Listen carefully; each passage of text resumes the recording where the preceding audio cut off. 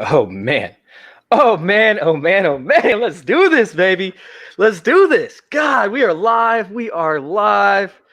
We are live. Welcome on into yes, that's correct. Another episode of Fantasy Intervention. Get excited, guys. We got plenty of stuff coming at you, and we have plenty of guests coming at you too. We actually do have Dynasty Vipers on the docket tonight. They should be sliding in here, although they will be a little bit late. And of course, FF Confidential shall be on as well. I believe we have Troy King popping in around 8:30 or so. And then, yeah, Linda should be back. She should be back. She had some internet issues, but she should be in any minute now. We've got a packed house for you guys tonight with plenty of information coming at you. And I couldn't be more excited because I'm here with my co-host, Mike. What's up, Mike? Oh man, this is like Christmas, isn't it? Like literally, I have been looking forward to this show all fucking day. Like I have been amped since we announced the lineup. What's been like 2 weeks ago, I think we announced this lineup. Then all of a sudden we get the confidential guys in here. I mean, this is awesome. I am like legitimately like a kid in a freaking candy store tonight. I'm stoked. Yeah, I couldn't be more excited either. I mean, unfortunately, the FF Confidential isn't going to happen tonight. So we already had Dynasty Vipers in here. We were like, hey, why not add to it? Why not just throw these guys in there and let's see what can happen. Let's see what type of magic actually happens. And boom, here we are, ready to rock and roll for this episode. So Mike, can you please go through and tell everybody what to expect from this episode today? Absolutely. You're going to expect a quick recap of week 4. We normally spend a lot of time patting ourselves on the back, but once again, we crushed it. We're going to do post waiver wire ads. We're going to do starts outside the consensus top 20 for wide receivers and running backs, consensus top 15 for quarterbacks and tight ends. And we are going to give you some flex plays that have matchups that favor their particular playing style. They're going to hit you with those mad points you're looking for to win your lineup this week. Yeah, no. I last week was probably one of my best weeks overall. And the biggest thing with me when it comes to, week 3 to week 4 is the fact that I like to go in and I like to plant my flag in week 3. I like to try and figure out which guys I like, and I want to go out and I want to grab those guys because once week 4 hits, these guys are locked in. Like guys like DJ Chark, right? Guys like Jarrett McKinnon, you're not going to be able to get these guys. You're fucked. You're fucked. So these guys, I like to go out and I like to find who they are and grab them. And that's what I did. I went out and I bought guys like Laviska Shenault. I bought guys like DJ Chark while they were still cheap. And then we roll into week 4 and it was exactly what we thought. And these teams are becoming like silly putty. These teams are becoming, like we're starting to feel where the mold is. We're starting to feel where we want to go with this. So I was excited that we nailed week 4 and of course the off season. I couldn't be more excited to talk about week 5 here today. And we do have a guest. We do have a guest coming in like we talked about a second ago. Say what's up to Linda. What's going on, Linda? How you doing? I'd be doing a lot better if my internet wasn't shit, but otherwise fantastic. Looking forward to a good show. Cheers to that. Good call, Mike. Good call. All right. You want to get us started up, and actually let's go ahead and say what's up real quick to our guests in here, right? We've got Dave in the house. What's going on, Dave? What's up, buddy? Dave is always keeping the chat hyped, right? We've got always. Facebook user. If you guys are on Facebook, you guys actually have to go and get approved by StreamYard to have that app in there, so we can't see your face, but hello. All right, what's up? Tommy, how you doing, man? Tommy G. Tommy's in the house. What's up, dude? Oh, man, me in a liquor store. As a kid in a candy store. Oh, man. So we got a lot of stuff going on, guys. Let's go ahead and before we answer our first question, let's go ahead and get this segment started out. Right, we're going to talk about a couple of the things we nailed and a couple of things that we got wrong from week 4 and why we got them wrong. Absolutely. So let's go through this. Week 4 was once again a little bit of a fire week. When you talk about our outside of the top 20s, we gave you Odell Beckham Jr., who was consensus wide receiver 26, finished as the wide receiver 1. He was catching it from wide receivers. He was catching it from quarterbacks. He was running end arounds. I mean, I think he might have been like the 6th best running back, never mind the top wide receiver. I mean, that was, if you're going to crush one, we crushed Might as well be OBJ. No doubt. Oh, we saw that one coming a mile out, man. No That was doubt. ridiculous. 26th overall ranked in consensus. That's just stupid. Crazy how that worked out. Number one. Now, the second one, I have to admit, and I've been tweeting about this a lot. It's never what you know, it's who you know in this business. And I have a friend, Cooter Doodle. And Cooter Doodle gave me the biggest shout out on Robert Tanyan you could have. She gave me that fire thread. We said, go grab him. He was the tight end 23, finished as the tight end 2 as our plug and play post waiver wire ad. Get him in your lineups. Get him there. You are Well, not way this ahead week of because the he's game. on bye this week. Not this week, but last week he was our plug and play. We gave you Chase Edmonds, running back 43. And I'll admit I sweated this one out considerably right until the end of the game, but he finished up as running back 19. We gave you Fitz, who was a goddamn roller coaster, but that man ran a touchdown in with 1:50 to go. Dude, that to scared finish me. your tight end 12. Oh, no doubt. And then, if you remember correctly, everyone in your league is sitting there trying to bid on Damian Harris. And if you listened to this show, you didn't spend a damn dime on Fab because you already had him on your roster. Yep. He was just sitting there, already added, went for 17 and 100. And then let me take you back 2 weeks ago, just while we're doing this victory lap, because I'm a fat guy, I can only lap for so long before I get tired. We gave you Kyle Allen 2 weeks ago. So all those motherfuckers saying, I got to get Kyle Allen on my super flex team, you had him 2 weeks ago, and you're sitting there laughing your ass off at everybody else, checking that waiver wire saying, where's Kyle Allen? I can't see him. Is my search broken? No, it's not. You're a fantasy intervention fan. You had him 2 fucking weeks ago. We ain't spending Fab because we don't have to. We're always ahead of the game here. But now, we fucked up too. We fucked up on a couple of course things, right? we fucked up. Come on now. We gave you Darrell Henderson, who was a piece of pile of shit. What happened there, last man? week. Malcolm Brown, I Absolute think, got a garbage. touchdown, didn't he? Malcolm Brown looked like Malcolm Brown. Now, whatever it is, whether he has naked pictures of McVay's wife, whether he has some kind of, taken situation where he's got his kid held hostage, he will not give up on Malcolm Brown no matter how good Henderson looked. If you watch that first drive with Darrell Henderson in the game, they walked right down the field, scored a touchdown. I'm like, here we go. Henderson didn't get the touchdown, but he looked like the guy. And then they went Brown.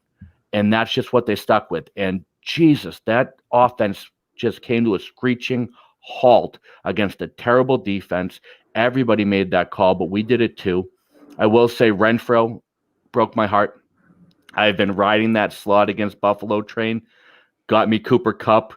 Got me Mike Gesicki, who I hate, but he had a big game. Got me Jameson Crowder. I was like, hey, let's try 4 for 4, and we didn't get it. I mean, 52 yards isn't terrible for Renfro, but not what I was hoping for. And then we gave you Cordarrelle Patterson as the third down back. Honestly, that was a tough one to swallow, man. Not tough pill to swallow. So Troy, by the way, is coming on. Troy is coming on later. So he'll be on at 8:30. He has to put his kids to bed. Yeah, daddy duties. So I do want to answer a question real quick before we dive into our next segment. And then actually, before I do this, I want to ask Linda, did you have a take that you absolutely smashed this past week on FF Confidential, or did you have a take that might have let you down a little bit? I only have takes that let me down with large margins. What happened? I was all in on every part of the Rams offense. I told everyone that would listen to me, and that was a pile of duty. A weird game. It was so bad. And then there was some Dolphins wide receivers. I was like, against that Seattle secondary all day. No. Parker, right? Well, Parker was great. Williams didn't, which is a whole other conversation. But it wasn't a good week for me. We have to pick 3. And if you guys are in the chat, if you guys are watching, right, we are answering questions for this episode. It's not me just talking off of a show sheet. All right. We are actually answering questions. We'll alternate. It's not going to be just answering questions, but we alternate. We got to pick 3. DJ Moore, Calvin Ridley. I'm guessing it's Calvin Ridley, not Riley Ridley. Terry McLaurin, I'm guessing. Singletary, Parker, Lamb, PPR.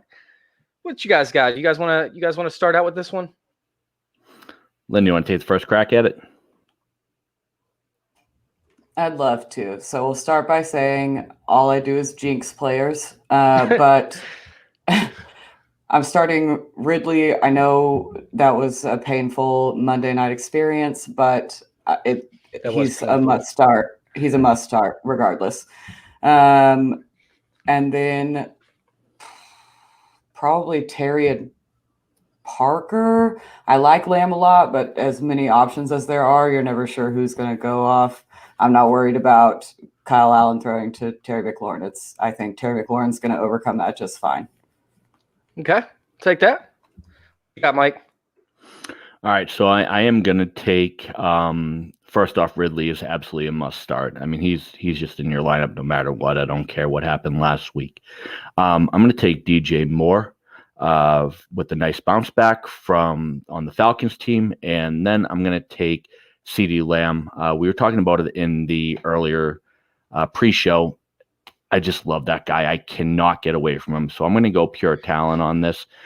Lamb, Moore, and Ridley. So, Lamb has the Giants. So I think that's a lock. I think it's an absolute lock. And then we have DJ Moore, who actually has the Atlanta Falcons. So I think that's an absolute lock. Where I start to get a little bit, iffy is going like, Terry McLaurin, Calvin Ridley area. And honestly, I think I'm going to lean Terry McLaurin on this one. And it's kind of surprising, to hear me say, because I don't like Terry McLaurin. But if you guys follow me on Twitter, FF_intervention, you guys will actually see the post that I put out earlier on Terry McLaurin and how, when Kyle Allen was at quarterback for the Panthers last year, he allowed, what was it? Like 1,034 yards, if I remember correctly, 4 touchdowns in just 13 weeks. And pretty much Terry McLaurin has a higher snap percentage than DJ Moore did last year. And he's getting more yards after the catch. So honestly, I feel like Terry McLaurin is actually going to benefit from Kyle Allen actually coming in and playing quarterback over Haskins, who was extremely, erratic and not very reliable. So I'm going to go McLaurin on this one. I know he has a little bit of a tough matchup, but he's been pretty much matchup proof so far this year. I'm going Terry McLaurin as the third guy. I like All it. right. Let's hop on to our next segment.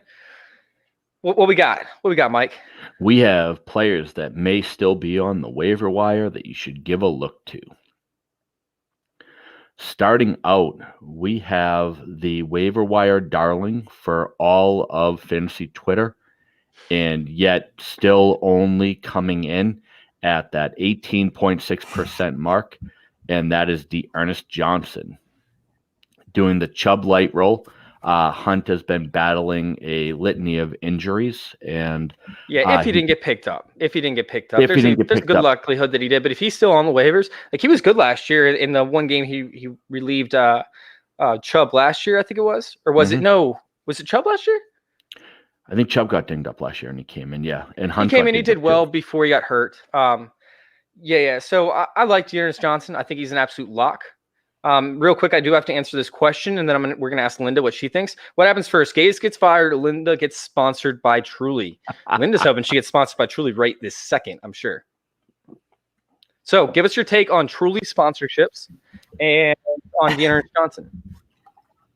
Well, the problem is I hype Truly so aggressively throughout my town and on Twitter that it got to a point where there was like 5 or 6 weeks I couldn't find Truly lemonades. It was a dark time. We made it through it, but it got dark. That's when I started buying the giant ones, and now it's my tolerance got way ignited during that phase. On Johnson, are we first of all, fuck having another D Johnson option in fantasy. Like, there's too many fantasy relevant D Johnsons. But we're talking about redraft, right? Yeah, we're talking about redraft waiver wire ads. I would wager that in my home leagues, he is on every single waiver wire. The places he was getting picked up, like everywhere I saw it was like Scott Fishbowl or like big tournaments like that with deep benches. But like my home leagues have 4 bench spots. So I would wager if you needed a running back this week, he's on your home leagues if it's a small bench. So you're picking him up. Are you picking him up and playing him? Yeah, especially in all the leagues that I drafted Jordan Howard in. Oh man. Troy is coming on with us to show off why You don't pick DJ Moore, but I do think up against the Falcons, I'm going to be taking DJ Moore. Oh man, so let's see. Who do we got next? Or you guys want to answer? Let's answer a question real quick. I like questions. We need a deep league tight end streamer for week 5. Sample, Hooper, Logan, Olsen, or Hooper again. Really wants to pick Hooper.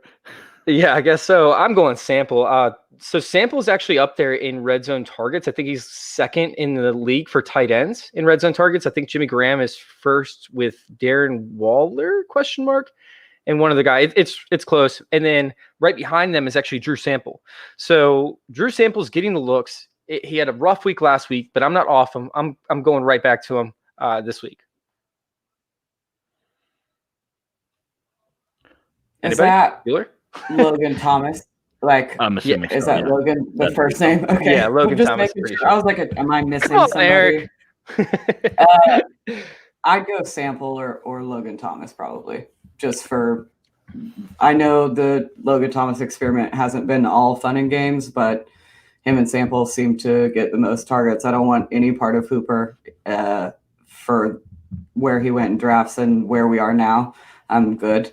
But yeah, probably Sample or Logan Thomas. Yeah, I mean, Hooper's going against the number 1 pass defense. Don't go near him. He's been straight garbage. And Njoku, as we'll cover in a minute, just announced he's coming back this week. So I'm sticking with Sample as well. Is it it's this week or next week? Njoku says he's coming back this week on his Twitter page. Yeah, I saw that. You're ruining the show sheet, man. You're ruining the notes. No, I'm just kidding. But I get excited. I yeah, Dalton Schultz is not going to be a thing, guys. He's not going to be a thing. Dak Prescott threw it how many freaking times? Like it was ridiculous. It was like 45 times or something. That's not going to be a regular weekly thing. Although Dallas is terrible, I don't know when you can actually trust and play Dalton Schultz. Well, Dalton Schultz at the tight end wasteland he's going to get 5-6 targets a game. I mean, he's a thing as far as tight ends go. I wouldn't dismiss him depending on what type of league you have. He's Tanyan. I wouldn't expect, stud weeks every week, but I think Tanyan's a lock to be a stud week, man. I really do. I think he's locked in. Well, as you said, not this week. He's on bye, but yeah. Well, not this week. Sorry. Yeah, we talked about that earlier. All right, on to our next one. Or it's mine, right? It's my choice to pick a guy. It's my time. Up. Yes, sir. What section are we on? Chenault. Chenault's the shit, man. So Chenault actually got, released from quite a few leagues this week for whatever reason. I don't know. I mean, maybe it wasn't just high-end production, but I'm assuming it had more to do with the fact that teams had guys like Devontae Adams who they didn't want to drop, MVS who they didn't want to drop, Aaron Jones, Jamal Williams, maybe, question mark, Robert Tonyan, who we're going to bring up here in a second. And then also you have Kenny Galladay, you had Marvin Jones Jr., you had Amendola, right? And then, of course, you have Matt Stafford, Aaron Rodgers. There's a lot of players that are actually fantasy viable that you might have felt like are more valuable than Chenault, and you had to pick up somebody and play them this week. So Chenault got dropped in a lot of leagues, and the amount of touches that he's getting is ridiculous. He's on pace as a rookie for 100 targets this year. Like, that's nuts. And if you guys follow Dynasty Happy Hour, you guys know that I love Laviska Shenault. I wrote an article on him as one of the 3 potential rookies that could break Michael Thomas's receiving record. The other 2 being Henry Ruggs, which obviously isn't going to happen now that he's hurt, and CeeDee Lamb. Shenault is not going to break his record. Well, potentially won't break his record when it comes to receptions. But when it comes to total touches, Shenault could actually pass up Michael Thomas. It's very, very possible. I love Shenault moving forward. They have a pretty solid schedule overall, and yeah, I'm playing him almost every week. I love Shenault.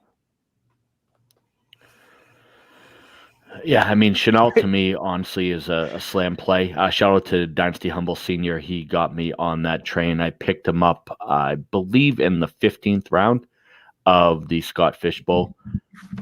Getting touches in the backfield, getting touches as a receiver. Before he popped his hamstring, he was off to a massive start last week. Absolutely slam play.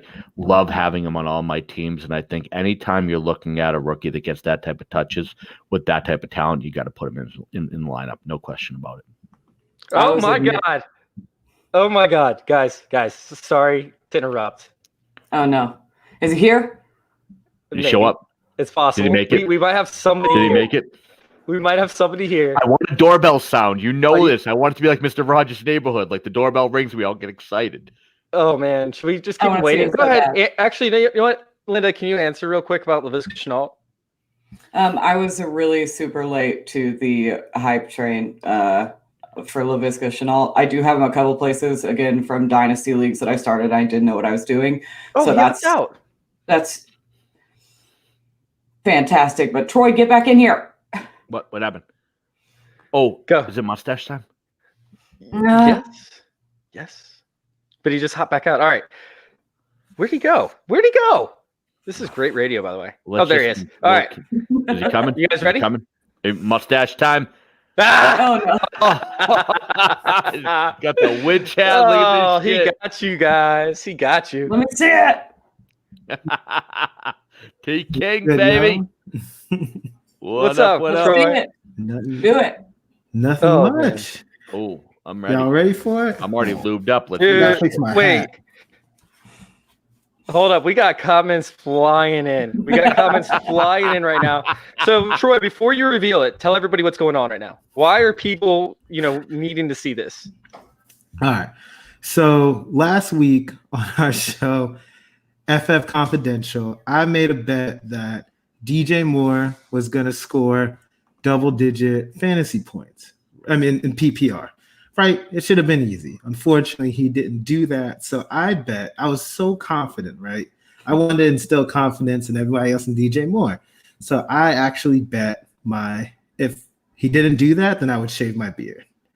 And I've had my beard for like 7 years, right? Never shaved it, especially not into a mustache. So I was very confident, and then unfortunately I lost the bet. So now I'm rocking a mustache, unfortunately, and I'm not happy about it at all. And your wife loves it. And my wife absolutely hates it. Oh, We are on different pages because I could not be more excited about your mustache right now. Oh, yeah, for sure. I Oh my God. legitimately, I want to sit on that little caterpillar and have some fun tonight. Let's do this shit. The amount of Steve all Harvey right. references, Okay, the amount of Steve Harvey references that we got Yeah. was amazing, by the way. It happens. It happens. A lot of people think that, but I don't think I look like Steve Harvey. All right, well, We'll see, Steve Harvey. all right. Here we go. Here's Linda the reveal. really cannot hold it in. She cannot hold. Let's see it. Oh, There it is, boy. Yep. I can't even fucking Oh, this hold is it right amazing. now. Here's the stash, man. Oh my! Yo, I Here think it we should is. keep It it and I'll put doesn't my look that stash bad. back on. Holy it looks shit! great. You Nah, look I'm like not Gary keeping Cooper it. after he hit puberty. Gary Coleman fucking popping in. Look at this. This is beautiful. You are I'm beautiful. not keeping it, man. No, I'm not you are keeping it. beautiful. You are beautiful. Boy, I Oh, can't I'm wait till my afraid beard to grows talk No, back. keep it. Mm. Keep it until the beard grows back. Mm-mm. Oh yeah. How no, long- that's do you amazing. think- I mean, I'm Beard- keeping it until the beard grows back. I'm keeping it until the beard grows back. I'm not shaving it off, but I'll keep it Oh, till the beard sweet. grows back, but that's it. So Yes! just curious though, if the fire alarm goes off, do you have to leave? Like, do you have to go put out some fires tonight, or what you got going on? Because gotta you be got the that guy fireman from mustache Super going, and I Troopers. love it. You do look like Super Trooper. I do. Nah, look, Oh, I I like knew I was it. gonna get roasted about it, but you know what? I'm Dude, good. I like it. I think man. it's badass, Damn, man. I see you, I like Court, your man. commitment. I think it's sexy. I wish I had like a little comb for my mustache. I'm Oh, you into don't- it. you don't have the Brad, mustache shout out comb? to You don't have the Brad, beard man. That's my brush? boy. What's up, Dave? Oh, You look man. like you belong on Chase's OnlyFans. I'm not gonna lie. Yo, poor man. Wow. Oh Yeah, my yo, you God.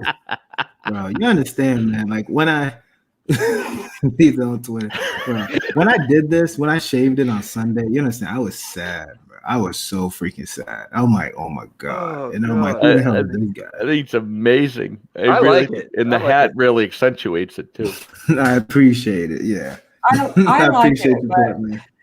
I it didn't don't. look- it didn't look that like thick when you had a full beard. That's thick. So I didn't think it'd be like I'm just gonna leave this up there. That's what she said. two scenes. I did. I know. I didn't realize my mustache was this big either. Yeah. But then, like, It the looks problem It's a is, thicker now that glorious you have a mustache. beard. if Oh, I glorious. shave the whole thing, I would look 12. That's the thing. Dude. It's crazy how like I go from my beard to this, and if I shaved it, I'd look underage. So I just realized. Dynasty Rewind. I just realized, Remember by the that way, we're wearing the same Rewind shirt. we're wearing the Oh, same shirt. This is This is really weird. awkward. Oh, you guys are Yeah, nerds. that's uncomfortable. That is so straight. Like that. Chase, will you get rid of your Nothing. shirt? Go shirtless. You've done it before. No, I'm just, Oh, Yeah. none you're of too this hairy, episode. bro. I did promise some tasteful nipple I on my need- Twitter account. I need I'm going Manscaped. thirst trap. Yeah, this is. I shaved my nuts today. Actually, weird as it sounds. Manscaped. Oh man! All right, so Troy, how you feeling about Laviska Shenault? I'm actually pretty excited about him. And I'll be honest, I wasn't on the Laviska Shenault bandwagon like everybody else was during the offseason. I'm like, he might be a gadget guy. He's all right. But I was thinking about, I was thinking it was going to be the DJ Chark show. And obviously in the offseason, they still had Fournette. So I'm like, I didn't think anything of him. But the past couple of weeks, especially last week, I believe he was second in target. So I'm like, I like when they use him as in different packages, especially like the Wildcat packages in his rushing. But I actually heard someone make the argument the other day of if he's running more routes and doing less rushing, maybe they're considering him more as a receiver. So Yeah. I think there's a lot of positives. I'm excited about him. Like I was on the bandwagon. I like what I've seen from the beginning of the season. So I actually tried to get him like right as the season started for like a second in Dynasty, and people wouldn't give him to me. Like everyone else is on the bandwagon or sees something that I didn't, but now I'm trying to get him and I can't get him unless I'm willing to overpay, which I'm not quite there yet. I had him ranked right behind Antonio Gibson. In terms of dynasty rankings for rookies, I had him ranked right behind Antonio Gibson in the late first round, early second round. I think he was 201, and I think I had Antonio Gibson at like 212. So both those working out for me. I love rookies. All right, so let's go ahead and hop on to the You next. were on the shit. I was huge on Shenault. But let's go ahead and jump into this next guy for you. We're talking, by the way, Troy, I don't know if you're listening or not. We're talking about flex type options where people might be on the brink of starting them, but they're not sure. Yeah, we're actually on waiver wires, but yeah, Okay. post Who is waiver this? wire ads. So We can't see you. You have to go get your stuff approved by StreamYard. get your shit together. So listen, I That's came by my on mom. here and I wanted to tout Justin Jackson and Joshua Kelly as post waiver ads. Kelly's at 70, Jackson's at 9.8, but the man himself, Kalen Ballage, is in town. You say Ballage? Ballage is in town with the It's Chargers. Ballage. What? I'm not. No, fuck his Ballage? name. I don't care. You I don't really care. thought his name was pronounced like that? That sounds about right. Easy, mustache man. So anyway, now that Ballage is in fucking town, excuse me, I didn't know you're all French. But anyway, now that fucking Frenchie's in town, I'm off of this shit because he's going to take over that spot. But anyway, everybody went off on Joshua Kelly. They jacked him up to 70%. Justin Jackson's at 9.8%. And last time I checked, a rookie who can't hold the ball doesn't get the ball. So I am all in on Justin Jackson's 9.8% rostered right now. Get him on your team. He's going to pay off big. So real quick, Sal, you know that we're all going to be on your podathon next year, right? You're going to have each and every one of us on your podathon. I'm just saying. Like he Are we getting brought that me into the 3 Twitter a.m. community because of Sal. He brought me into the Twitter community, right? And got me, all hyped up over there. And then, I had to do a 2 a.m. show, of course, for the podathon. So I'm looking forward to my 8 o'clock time slot next year, Sal. Just saying. Oh man, no. So All right, so give me Justin Jackson takes because that's my man right now, 9.8%. I think he belongs a lot higher. I think the differential between him and Kelly being 61% is insane. yeah. Sal, get out of here. No, so I'm not a huge fan of Justin Jackson necessarily. I mean, he's a poor man's Austin Eckler. That's why they had him there. He was never going to be the number 2 running back. The Chargers never was that going to be a thing. He's the number 3 guy because he's just an Austin Eckler replacement.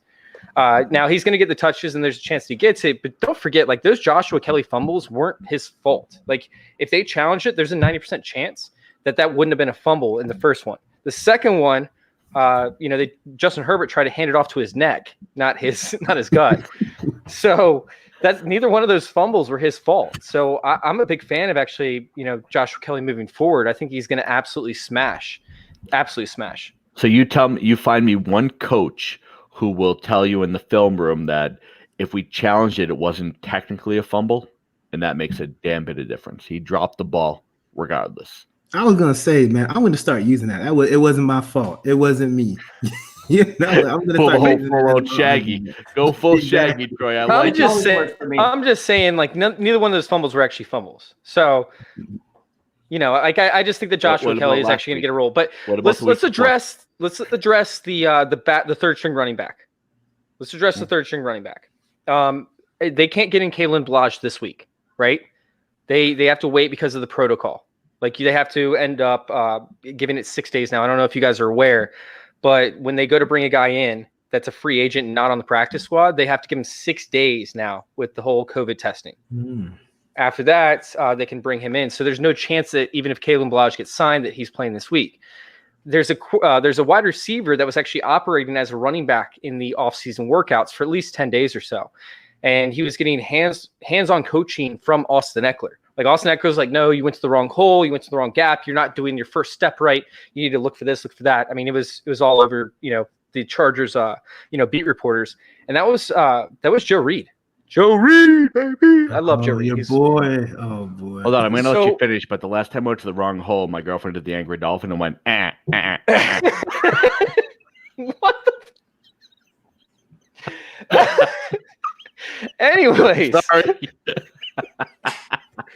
Joe Reed could actually possibly be a thing, for the Chargers. But yeah, I mean, I'm still starting, by the way. I'm still starting Justin Jackson, in most cases. But he's just not a guy that, he gets injured constantly. So I think that it's going to be the Joshua Kelly show with, some sort of combination of backups. And I think that Joe Reed could actually be involved. So if you're in Dynasty leagues, I'd grab him up.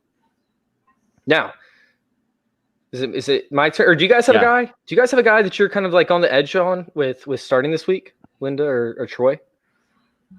Every player I drafted, period. Jordan Howard. No, but my issue lies within. I'll say, obviously I'll go with. Oh, sorry. Oh, Steve Harvey. Go ahead, Steve Harvey. Point to the board. What do you got? Survey says who is a good post-waiver wire ad? Survey says. Good I would say answer. in deeper leagues, maybe Keyshawn Vaughn. I would say how I like that. It's a Thursday night game. Fournette's going to be playing. McCoy's going to be out. Did a bunch of injuries. We know that Rojo, he has stone hands, man. He got 9 targets last week and didn't do anything with them. He kept dropping them like crazy. And then that's one of the reasons they brought in Keyshawn Vaughn late. Like he was exactly. And then it's like, but you know what? Keyshawn Vaughn, again, like everyone was writing him off, especially at the beginning of the season for Matt's an asshole. But it says, how did Mr. Potato Head come onto the show? That is the best. I like it. No, Troy, are you hyping Keyshawn Vaughn? You believe him, or only because John has a migraine and can't do it himself? Because he's been toot on Keyshawn Vaughn train forever. Oh no, John, and there's probably a shout out to John. For me, I'm not a Keyshawn Vaughn truther, but I'm looking at the opportunity. Right, McCoy and Fournette, they're out. So he's second in line. So he's going to get opportunities, and he seems to be a better pass catcher than Rojo. Rojo has proven time and time again that he's just not a good pass catcher. So I think he's going to be using that role. I'm not expecting a huge amount of fantasy points, but if you're looking for a dart throw, especially in deeper leagues, why not pick him up and put him just start him? Just because, again, they have all these injuries. Chris Godwin's out. They're looking for pass catching. Brady's going to dump it off. So I would take a shot on him if you're desperate and need a flex running back. Is Fournette for sure out this week? He's a game time decision, but yeah, I don't see how. Yeah. Bet your mustache on Vaughn. What else do you have to lose? That's what Tommy Garrett said. I'm never going to do this ever again. No, you have to. I can't wait until I grow my beard back. So before I actually introduce our next guest from Dynasty Vipers, he's waiting in the lobby. I do want to talk about Keyshawn Vaughn real quick. Keyshawn Vaughn, I was huge on him before the draft, and then once he went to Tampa Bay, I got a little concerned. And then once he ended up having Leonard Fournette going over there, I pretty much was like, he's on my do not draft list in redraft leagues. I was like, don't pick him up. But Tom Brady doesn't like rookies at all. That's why, that's why I was pretty much off of Keyshawn Vaughn. But there's somebody that he hates more than he hates, rookies. And that's people that drop passes. We saw it with N'Keal Harry last year. Not only was he a rookie, but he also dropped passes. And although he was probably the best receiver on that team outside of Edelman, he never got to see the field because of the fact that, he was a rookie who dropped passes. So with Ronald Jones there, he's still going to have a role. He's still going to be the starting running back. But on third downs, I'm pretty sure that it's going to end up going to Keyshawn Vaughn.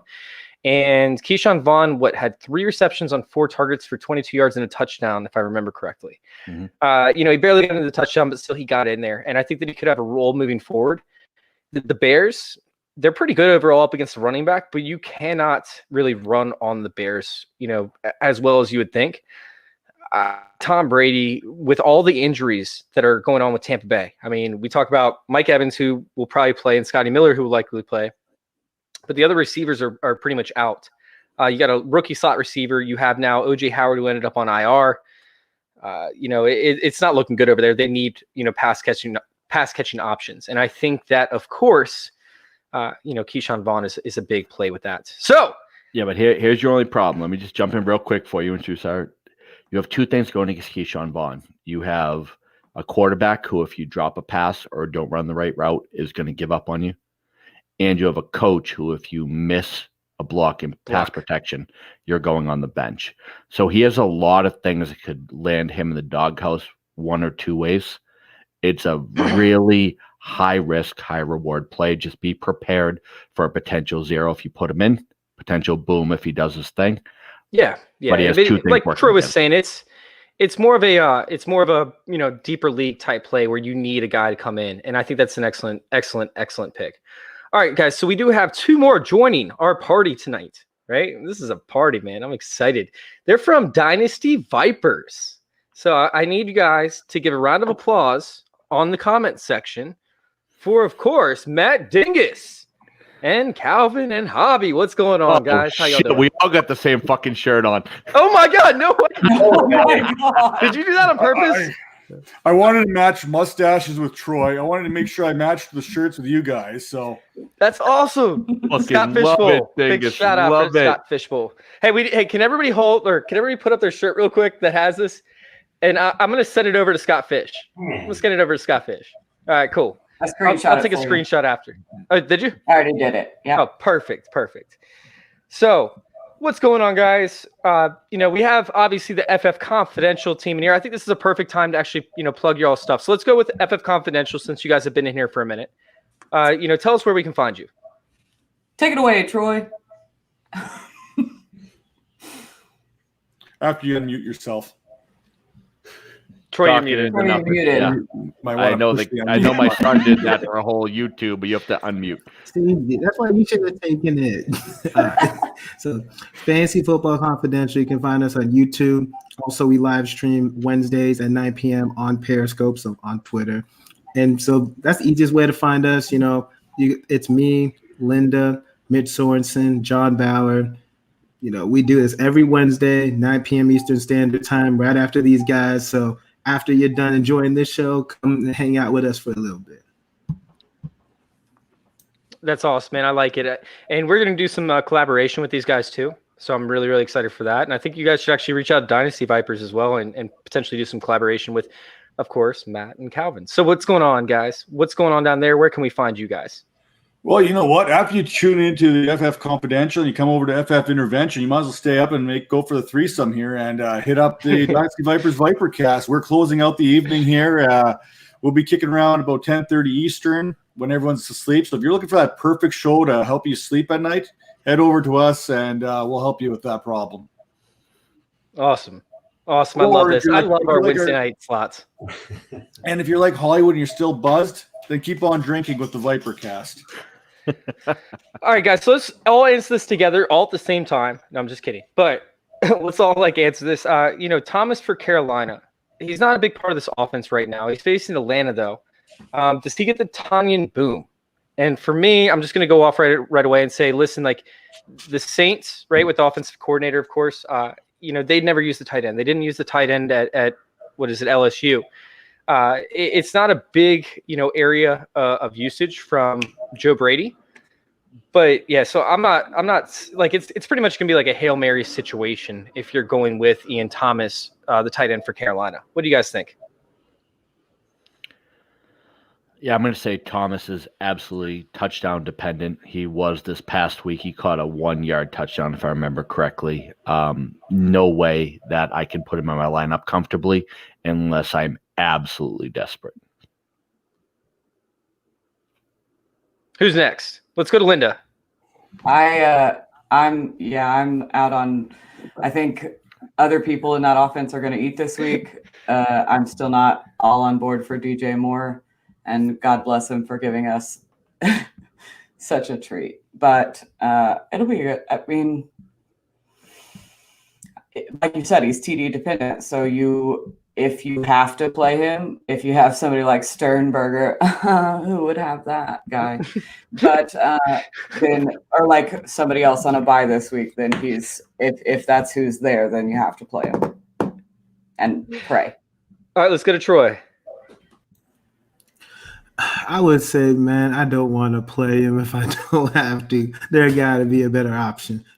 Okay, so I'm like, but here's the thing. I get ATL is a good matchup, but unless you're in a tight end premium, if you have like an extra flex or something, you just want to throw him in there, okay. But I'm looking at other options. There are other tight ends that I would feel more comfortable who see more targets on a consistent basis than Ian Thomas. Again, if you're really deep league or you're desperate or you need somebody, okay, but I'm going to look for other options besides him. All right, Dynasty Vipers, what you got to add? I mean, it's got to be last call at the bar, and you're going home alone for me to take Ian Thomas home with me. Like you've got to be in a desperate situation here. I'm not touching him. I've got a line I like to use with that, but I'm going to refrain from it right now. Ian Thomas. I'd almost prefer Logan Thomas for crying out loud over Ian Thomas. Yeah, for sure. That's what you're getting with value here. I know Tanya, he's out this week, so you're really probably stretching for a tight end. And Hawkinson. But Ian Thomas, no baby. No, that's not it. All right. Calvin. No. Yeah, the only way I'm going for Ian Thomas is if I'm choosing between him or Irv Smith. In that case, Ian Thomas is my guy. I do like Ian Thomas, the player. I don't like his fit in the offense. I did have a little bit of hope that Mike Davis wasn't going to be as involved in the passing game as he is when Christian McCaffrey went down, that maybe Ian Thomas bumped up the line and in where he's going to get targets, but that just obviously didn't prove to be true. Mike Davis is plugged into the CMC role, and Ian Thomas is still the fifth option maybe right now. So, no, I'm looking elsewhere. Yeah, I like that take. I agree with you completely. All right, so we're back on. Somehow we're coming back full circle to our next guy. Let me just close out this segment. Let's get to those smash plays. So if we talk about who we're looking to add post waivers. Wait. Good. Wait. We're not talking. We're on the. We're still on post waivers. Yeah, that's fine. We don't have FF Confidential behind us. We got FF Confidential with us right now, so we can actually run into that. So I'm okay with us going over. I'm okay with us give going me a over. rugs take then. Let's go ahead and give the rugs take. Like we don't normally. I try and try and speed up the process to make sure that everybody listening to this can actually go into FF Confidential. But we don't have to do that this week because we got you guys with us. I like it. Henry Ruggs is getting dropped by a lot of people. He hasn't produced. He's been on the sidelines for the majority of it. But we can't forget that his first 2 quarters to ever play in an NFL game, he had 55 yards, including 45 in the first quarter.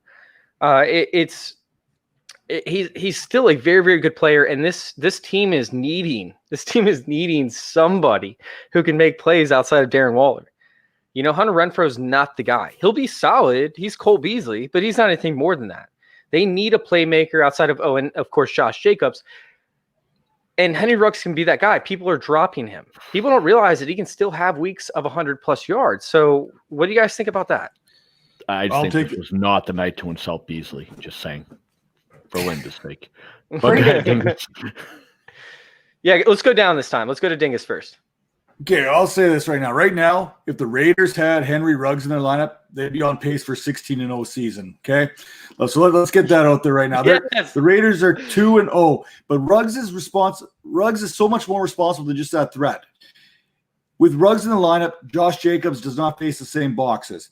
If Josh Jacobs is in the lineup and Ruggs is in the lineup, then teams have to respect the pass and the run. Right now, like you said, it's Zay Jones, Nelson Aguilar, who is surprisingly catching stuff, and it's not COVID. So I'm really surprised there right now that Aguilar can actually catch a pass. But Zay Jones, Aguilar don't really scare you. So teams are actually creeping in the box, stopping the run, playing Darren Waller a little tighter. Ruggs comes back. You bring Bryan Edwards back in. The passing game is going to get going. The running game is going to get going. Josh Jacobs is going to be effective everywhere. And like I said, Ruggs is that cog in that Raiders lineup that gets everything going. And he's going to stretch those defenses. And even the gym teacher has to agree with that. Troy, do you agree with that? The gym teacher over there. Damn, I'm a gym teacher now. and what's his impact the rest of the season? Like, is he worth starting the rest of the season as well? I would say that he's a flex. Yeah. I mean, like I like what he's done. I'm impressed. Again, he's a rookie, and I'm impressed. There was a lot of Ruggs haters going into the season. I wasn't one of them. Everyone's obsessed with Bryan Edwards. Again, Bryan Edwards isn't going to be a thing.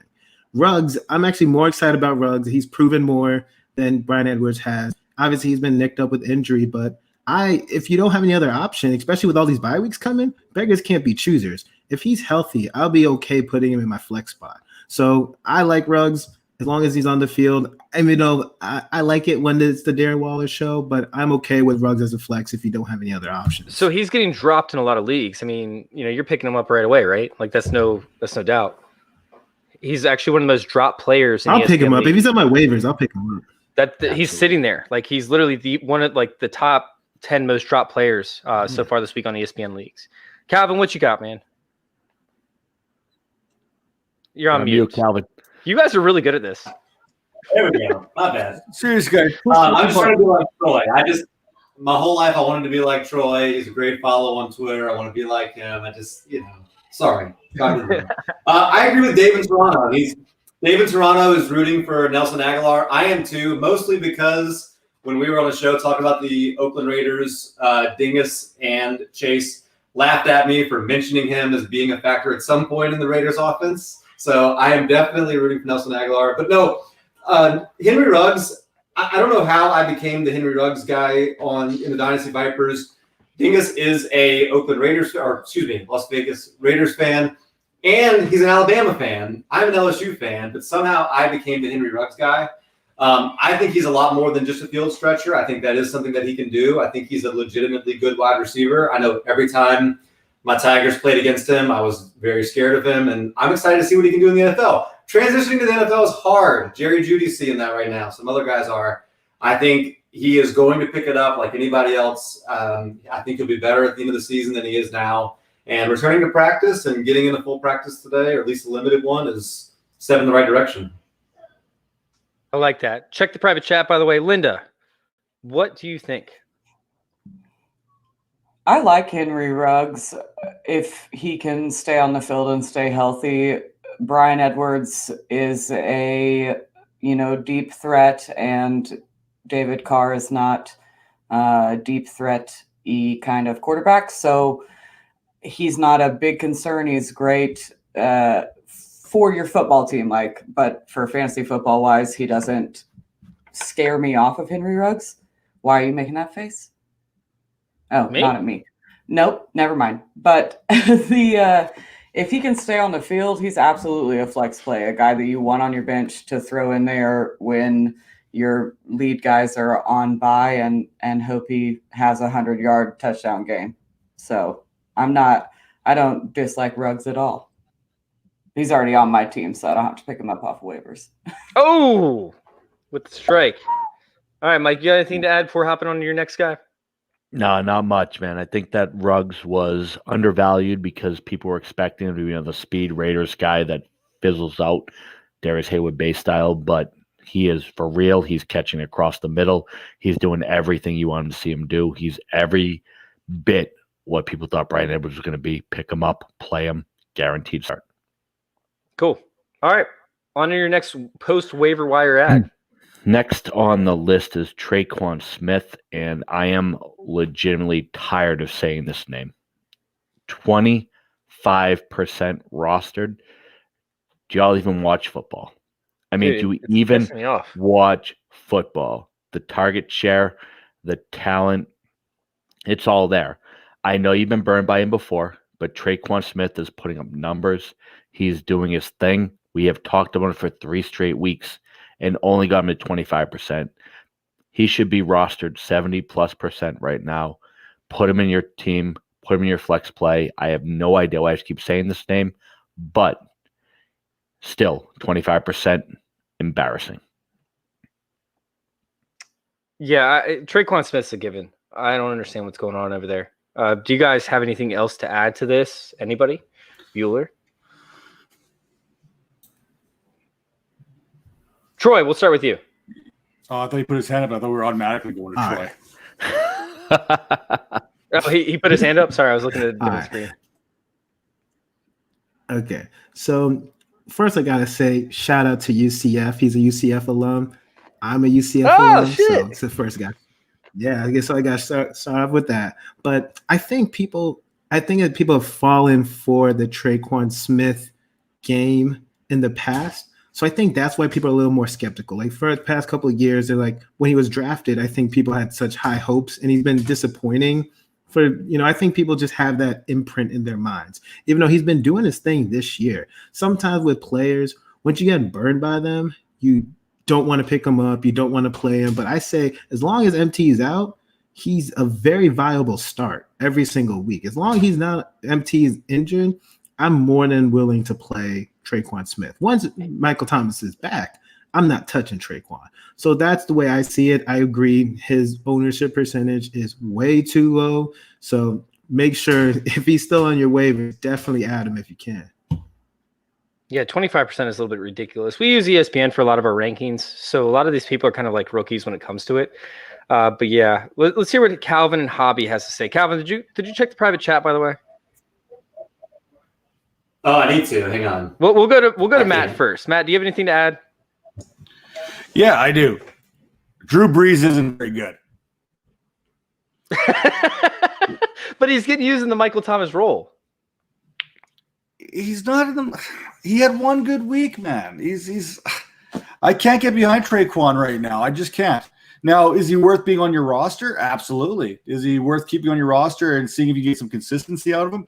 Absolutely. Am I plugging him into my flex right away? Probably not. And that's where I'm at with Traquan. We've seen him have a good week here last week. He came through. I had him on my bench, of course. So that's probably why. And I had him on my starting lineup the week before. So, there's some hatred there. So I'm going to – my opinions are always biased. So let's be honest here. Right now, Traquan's dead to me because he screwed me 2 weeks in a row. And I'm not calling him back. Linda, do you have anything to add? I'm kind of on – well, it's fine. Words are hard. I'm on Dingus's side because 2 weeks ago, really not good. And between him and Emmanuel Sanders, like it feels like one of them is going to have a week and one of them isn't. And I don't like to play that fucking game of like, can I get it right this week? So I'm offended by him.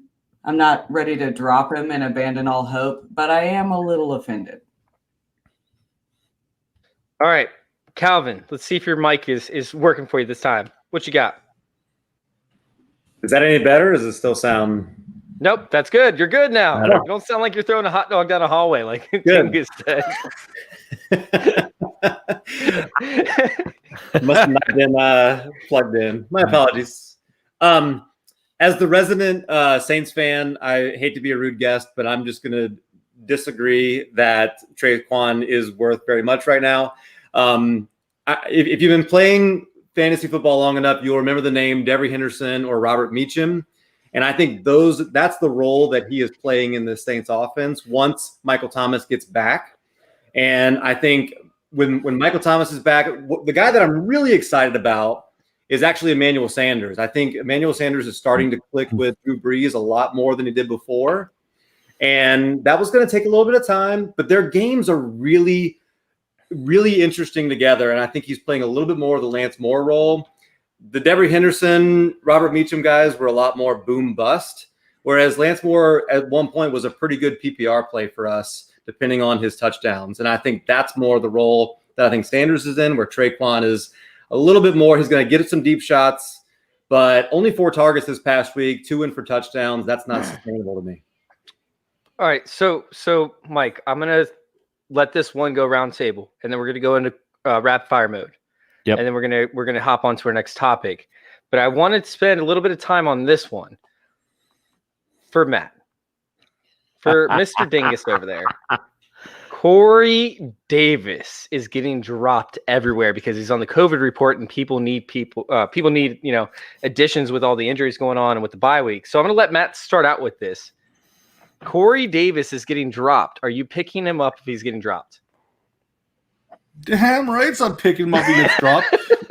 When Patrick Mahomes comes on the COVID report next week because he was out there blowing kisses with Stephon Gilmore, are you guys going to be dropping Patrick Mahomes? No, you don't drop Corey Davis in the middle of Corey Davis season. You don't do it. It don't happen. Corey Davis is going to come back. Heck, the Titans might not even play a game until week 9. But I'll tell you what, from week 9 to week 22, they'll be on the roll. I'll tell you what. Oh my God! You just compared Corey Davis to Patrick Mahomes. Yeah, you did. You did. I heard it. It was awesome. Who's got more receiving touchdowns, Mahomes or Davis? No, he's got a point. He has a point. My man has a point. This is why FF Confidential needs to also link up with the Dynasty Vipers towards the tail end of the episode, so you can get takes like this. Who has more receiving touchdowns, Corey Davis or Patrick Mahomes? He's got a point. Hard-hitting factual evidence. That's analytics, baby. Can't argue that. I love the absolute amount of homework you did, Dingus. Spectacular. This is combining the analytics and the film. Both of them say Davis has more touchdowns. Okay? Oh my God. Oh, I love it. I absolutely love it. All right, Mike, let's go ahead and unless anybody else, does anybody either have a strong disbelief in Corey Davis or a strong belief in Corey Davis? I wouldn't with Dingus on the phone. I just wouldn't. All right. If nobody has anything else to add, let's go ahead and hop through rapid fire for the last, few of these, and then we'll go into the next segment. It's rapid fire. The guy I spent a lot of fab on in Scott Fishbowl is Cameron Brate. Everyone's going for Gronk. Go ahead and grab Brate for free. We have Tanyan and every other guy on a bye week. Check those waiver wires. Make sure that nobody is dropping people on bye week. People are dropping him. They should not. Absolutely should not. High-end tight end 2, low-end tight end 1. And then we have 2 people that return to practice and are coming back. We have Njoku saying he's playing this week, and Alshon Jeffrey returned to practice, according to Doug Peterson. Always keep an eye on those injured guys. There are people that don't understand the IR. It is no longer season ending. It is 3 weeks. And we have David Njoku and Alshon Jeffrey returning. These are people you need on your roster. Guys, they're going to play, especially Jeffrey. There is nobody left to catch passes in Philly. He is the guy. Go ahead and grab him. You get a wide receiver 2 for absolutely free. I just had deja vu. What? That's the what? When Mike was going off about that, I was like, I've been here. This has happened before. So I just want to let everybody know it's real.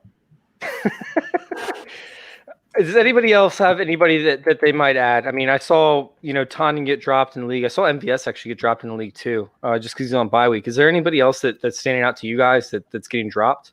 We'll start it with Linda. I don't know about getting dropped, but Justin Herbert is still rostered in a ridiculous, not enough amount of leagues. He is going to be a thing. It's not a fad. The dude is bona fide. I'm full on convinced. And as a Broncos fan, it fucking sucks to be like, Chargers and Raiders, which is all we've talked about, by the way. But Justin Herbert is going to be a thing. I am not scared of him. He is not scared of him. He is going to sling it. I'm all in. I wish I wasn't, but I am. As a fantasy football player, I'm all in. Who was the on last Justin quarterback Herbert. you were all in on? Just curious. Oh, probably Trevor Siemian, but no, I'm just kidding. I don't evaluate kickers. All right, get away from me. No, I'm just curious. Who know. was it? Who was it? Was he for the Broncos? I don't know. I'm just I curious. like Josh Allen coming into this year. He was No, slated a I meant the lot. most recent one. Dump That truck. is recent. Oh yeah, dump truck. Which, if you guys have not seen the my picture, God, he don't has look a it up. fat It's ass. horrible. It's thick. He's got a thick ass. Just like, Fucking boom. Dump truck just go. oh Love my it. God, just like Troy. over Well, there. He's kinda It's funny. thick. So I don't know if you watched that last game that the Broncos played, but when he took that snap and got into that 5-step drop, it was like beep, beep, beep, beep, beep before you throw it. It was, Jeff Taysom Hill that game. I don't know what the fuck that was. That was wild. Oh man, he's thick. He's thick. All right. So, do you guys have anything else to add? Oh, Dingus? I will say I got one. So I just picked up. I don't know how I feel about this, but actually, I'm cool with it. So I actually dropped Hayden Hurst to pick up Dalton Schultz in one of my leagues. Just because I like the way that it was kind of a bold. At first, I didn't know how I felt about it, but I love the way Schultz has been playing. And I'm sorry, Linda, but Blake Jarwin should be doing everything that Dalton Schultz is doing. But you know what? I just love his usage. I love the Cowboys offense. So I feel more comfortable. And I thought that Hayden Hurst was going to do more. I mean, he scored like one touchdown a couple weeks ago. But besides that, I haven't liked his usage. I can't pronounce the guy that was doing his thing on Monday night, like the 4-string receiver. Her name starts with an O, ends in a Z. That dude on Atlanta Falcons. I can't pronounce his name. Oh, lemonade. Yeah, like I don't want to say his name because I'm a butcher it, but that dude was getting more targets than everybody. And Hayden Hurst he ran plenty of routes, but I don't know. I'm more excited about Dalton Schultz. So that was a big one. But I also picked up Justin Herbert today, and I was very excited. Actually, I have Matt Ryan, but my bench is deep enough where I picked up Justin Herbert, so I'm excited. I might play the matchup. Ryan hasn't looked good the past 2 weeks. I love at least Herbert hasn't rushed that much, but he has at least a little bit of a rushing floor, and I just like the way he's looked. So I'm stashing him on my bench. Maybe I might play him over Ryan a couple, depending on the matchup, but I just wanted to throw that out there. I like that, man. And honestly, I would have won 5K if Hurst would have gotten the last touchdown instead of Gurley. If Matt Ryan would have passed to Hurst, I would have won 5 freaking K. Jeez. Do you guys have anything to add? Of course I got something to add. You can't just say, does anyone have anything to add? I'm going to add something. First off, how many people blew their wad on Dearness Johnson right now? Is he actually going to have a role there with Kareem Hunt? I think he does. I think he's actually going to play a role going forward. So if he's still out there, you want to grab him. But here's my guy. Everyone knows if you tuned into the SFB Podathon, there's a player right now who could be making his return in week 5 who joined the Podathon and saved me from having to talk. One, Mr. Vincent Smith, who's probably not rostered unless you're in my league in like 100% of leagues. He's probably free right now that you can go get. And who are the Jets throwing to? Seriously, Braxton Barreras, he's still out there. See, Troy, I don't care if I butcher their name. I'll say it anyway. I'll butcher anyone's name. Chris Hogan? Come on now, man. Chris Hogan can't catch. We know that.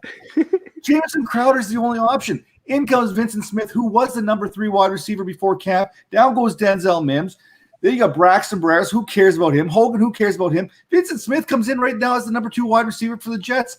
Give Darnold another week to get his shoulder healthy, and then you'll get a nice deep receiver you could probably throw in the flex spot. Vincent Smith, put him down. Love your boy, man. Love it. It was amazing. You had him on the Podathon, and that dude is a good guy overall, and he's an excellent football player. So I'm excited for him. I'll throw in some quick names. How about Jeff Smith? Speaking of Smiths over there in New York. I was going to say Jeff Smith. He looked pretty good, I thought. He's trash. God, He's he was a really trash good. Jets receiver. All of a sudden he came in, he led the Jets. I just don't roster Jets. That's just my rule. No Except for Jets. Jamison Crowder, right? Except for long as Crowder. Gase is there. I agree. Just quick, Zach Pascal. He's kind of one of the last man standing there in the Indianapolis Colts. That's a guy Dingus had mentioned very early on that we should be paying attention to. Devin Duvernay started eating into Miles Boykin's snaps this past weekend. I think that is definitely something that we need to watch. Yeah, With a lot of things going on in Tampa Bay, Tyler Johnson is a guy that I really like, and he could see a little bit more snaps. And if he ends up getting some work out of the slot, look, I know Scotty Miller looks like if Wes Welker and Julian Edelman had a baby, but that doesn't mean Justin Tom Watson. Brady Because they is definitely going attack. There's no to question. continue to throw to him. But Tyler Tyler Johnson is a Johnson may good- be the only receiver left. He may be the only receiver left. Evans is out. Godwin's out. Scotty Miller, Edelman's love child, he's out. Who else they got there? He might be the actual last man standing. Right. That is so sad. It is sad. It's very sad. Just no Jets. Let's just. All right, not do Mike. Jets. Take us on All to the right. next segment. So let's clear us out. The deeper leagues, you want Cole Beasley. Shout out to Linda, who has been pumping him nonstop. He has got 24 targets on the year, spectacular touchdown. Adam Humphries, if he's off the COVID list, which right now he's on, but the man is got 20 targets. And Tua, in case you haven't heard, there's been a lot of noise about Fitz not being the guy. So let's move on to our flex plays with good matchups. Let's go ahead and answer a question real quick, and let's try and keep do this it. one short. Trey S. Evening, ladies and gents, or lady and gents. Full PPR, sit one. Gurley, Singletary, or Deontay Johnson. Right off the bat, guys, I'm going to go ahead and sit Singletary. I like his workload and everything like that, but Gurley's going to get the volume, and Deontay Johnson actually has a really good matchup this week. I like Deontay Johnson, and I'm not a big Deontay Johnson truther, but I'm going that route. What do you guys think? No, I'm saying. Matt? I got some hard. Dingus is I got freaking out. some hard-hitting factual numbers here to base this on. If you're going full PP, you want the Gurley and you want the Johnson.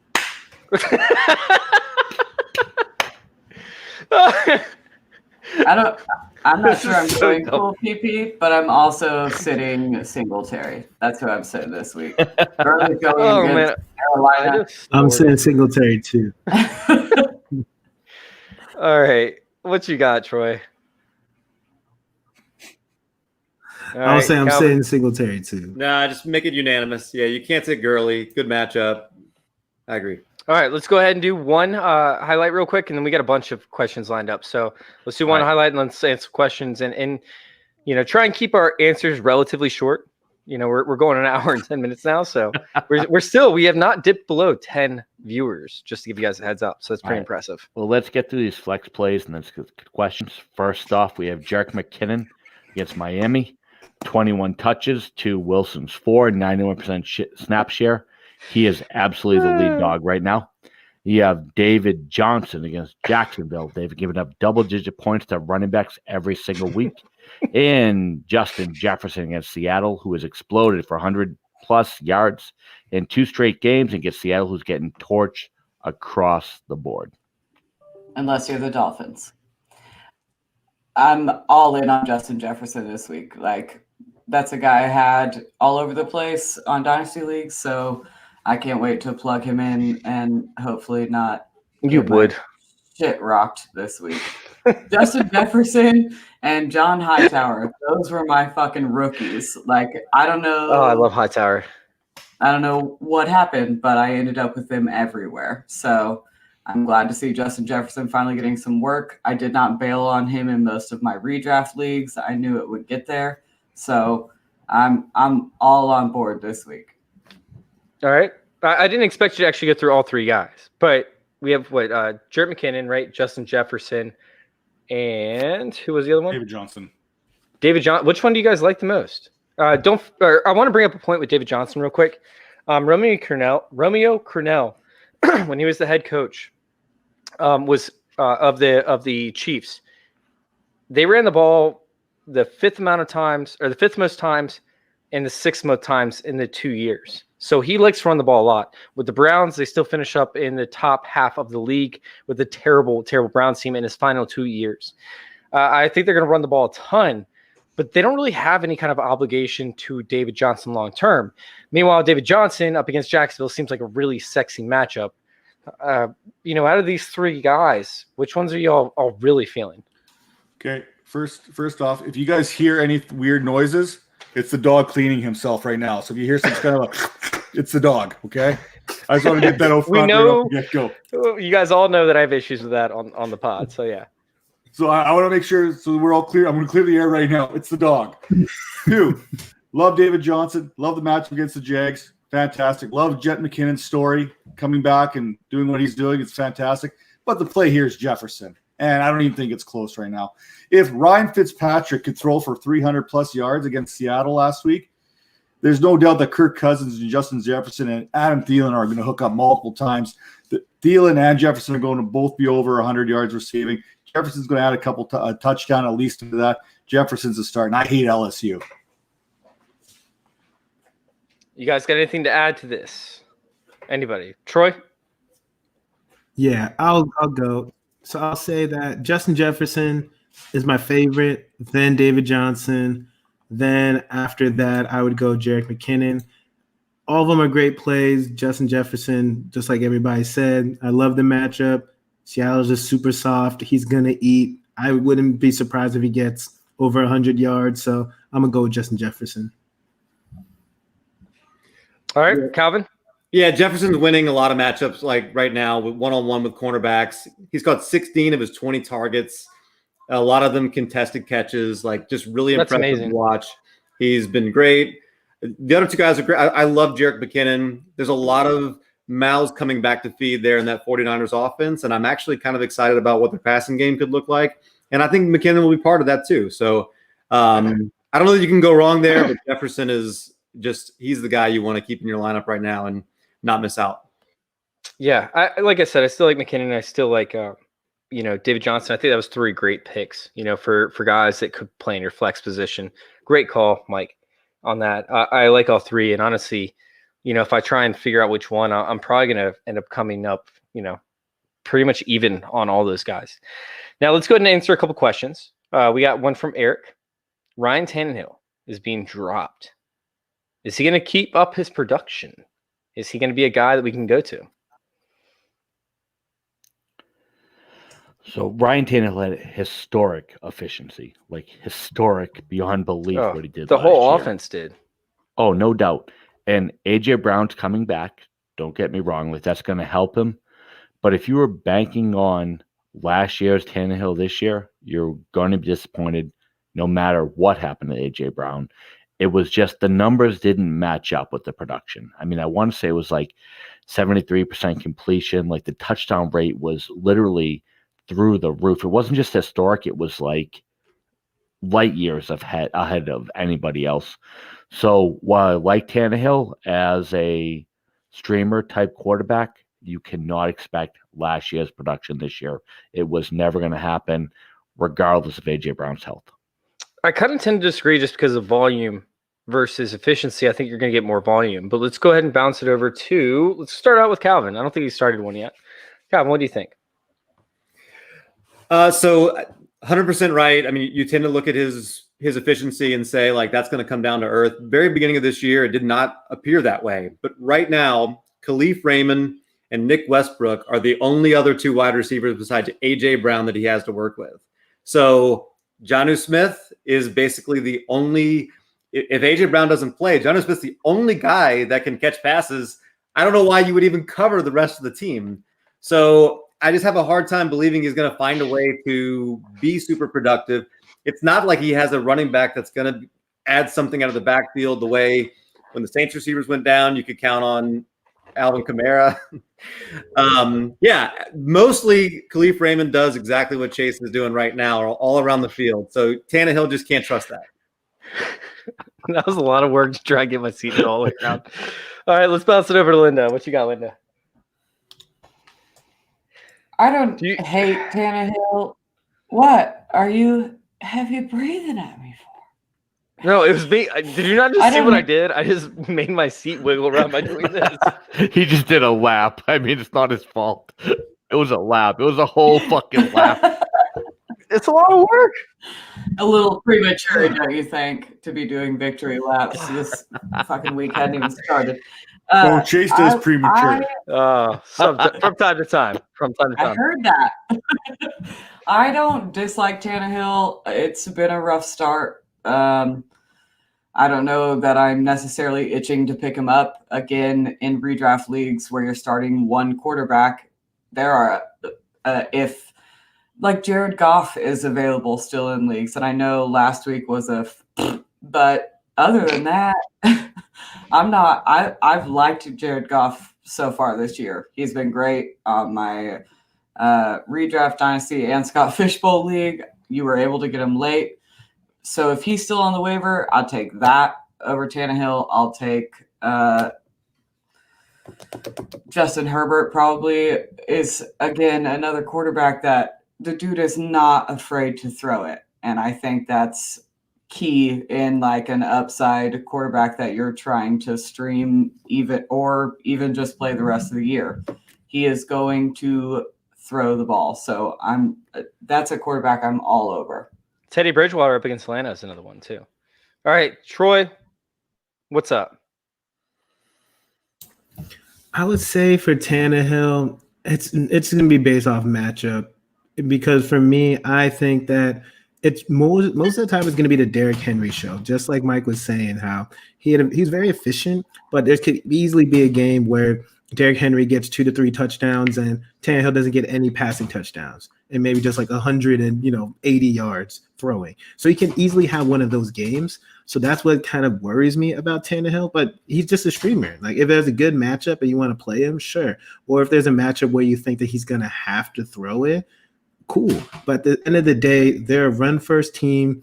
Him and Kirk Cousins are very similar to me in terms of like the caliber of QB in terms of streaming. I don't really want to rely on them, and if I have to, okay.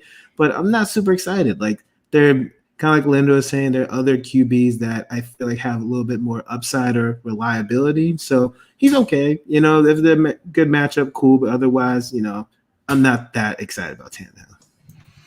All right. That got our question out of the way. We are going to answer all of y'all's other questions. We have like 100 of them in the group chat, but we're going to get to all of them. Dingus's turn. Oh, shit. Oh, sorry. Dingus. My bad, dude. Sorry. My bad. Okay, I have a tendency to just, to not realize what's going on around me. Yeah, no, it's all good. It's all good here. Tannehill, quick. Corey Davis is not in the lineup. You can't start Tannehill. It's that simple. If Corey Davis season's not happening, you can't start Tannehill. But further to the point there, come on, man. Now the mic. I got muted on your show. I thought it was the perfect opportunity to mute you, and it was. Yeah, I was going on. So how much did you actually hear? Where was I at? Anyway, you can't start Tannehill with Corey Davis out because Corey Davis' season's going. Okay? That's one point. Second point here. Who knows how long? Tannehill probably already has COVID, and we don't know it yet. Right? There's 19 other players on that Titans roster. The Titans may not even be playing. They may be calling up the New York Guardians to finish off the season for the Titans. Okay?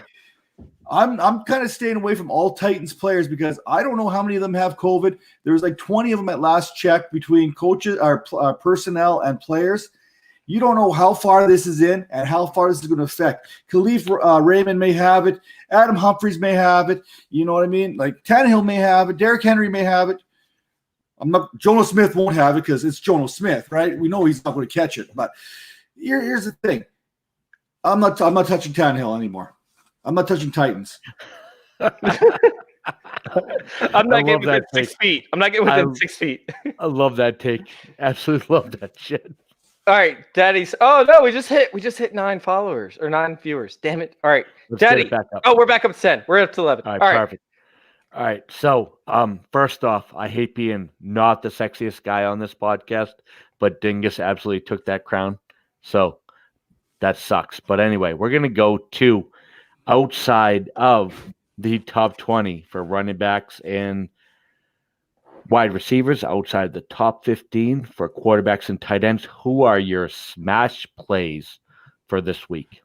So we're using ESPN, by the way. We're using ESPN, the ranking system for ESPN. So I'm going to give you guys, I'm going to talk a little bit and try and give you guys time to pick it up. Meanwhile, Linda, did you see the kicker question? I just remember reading Blankenship's name. Who are my options? So Linda says kickers, Gostkowski or Blankenship. I'm all in on Blankenship. He started as a streamer for me, but that dude is going to kick the ball, whether they score or whether he's kicking field goals, because Philip Rivers is 89 years old and runs like my grandma. Either way, I'm just saying, like, I'm not saying that I could do what NFL players do, but I could beat Philip Rivers in a foot race if it's very short, like 5 yards. While chugging a truly. Yeah, multitasking, as we like to call it. But I think I like Blankenship rest of year. You know which trade I love? I would love if the Colts went and tried to grab what's his name, Dwayne Haskins, off of the Washington football team. I think it'd be the perfect fit. And they have a good offensive line. He doesn't have to deal with pressure. He can mature. He can actually progress. Do you guys have a better fit for Dwayne Haskins? Because there's rumors that he's getting traded.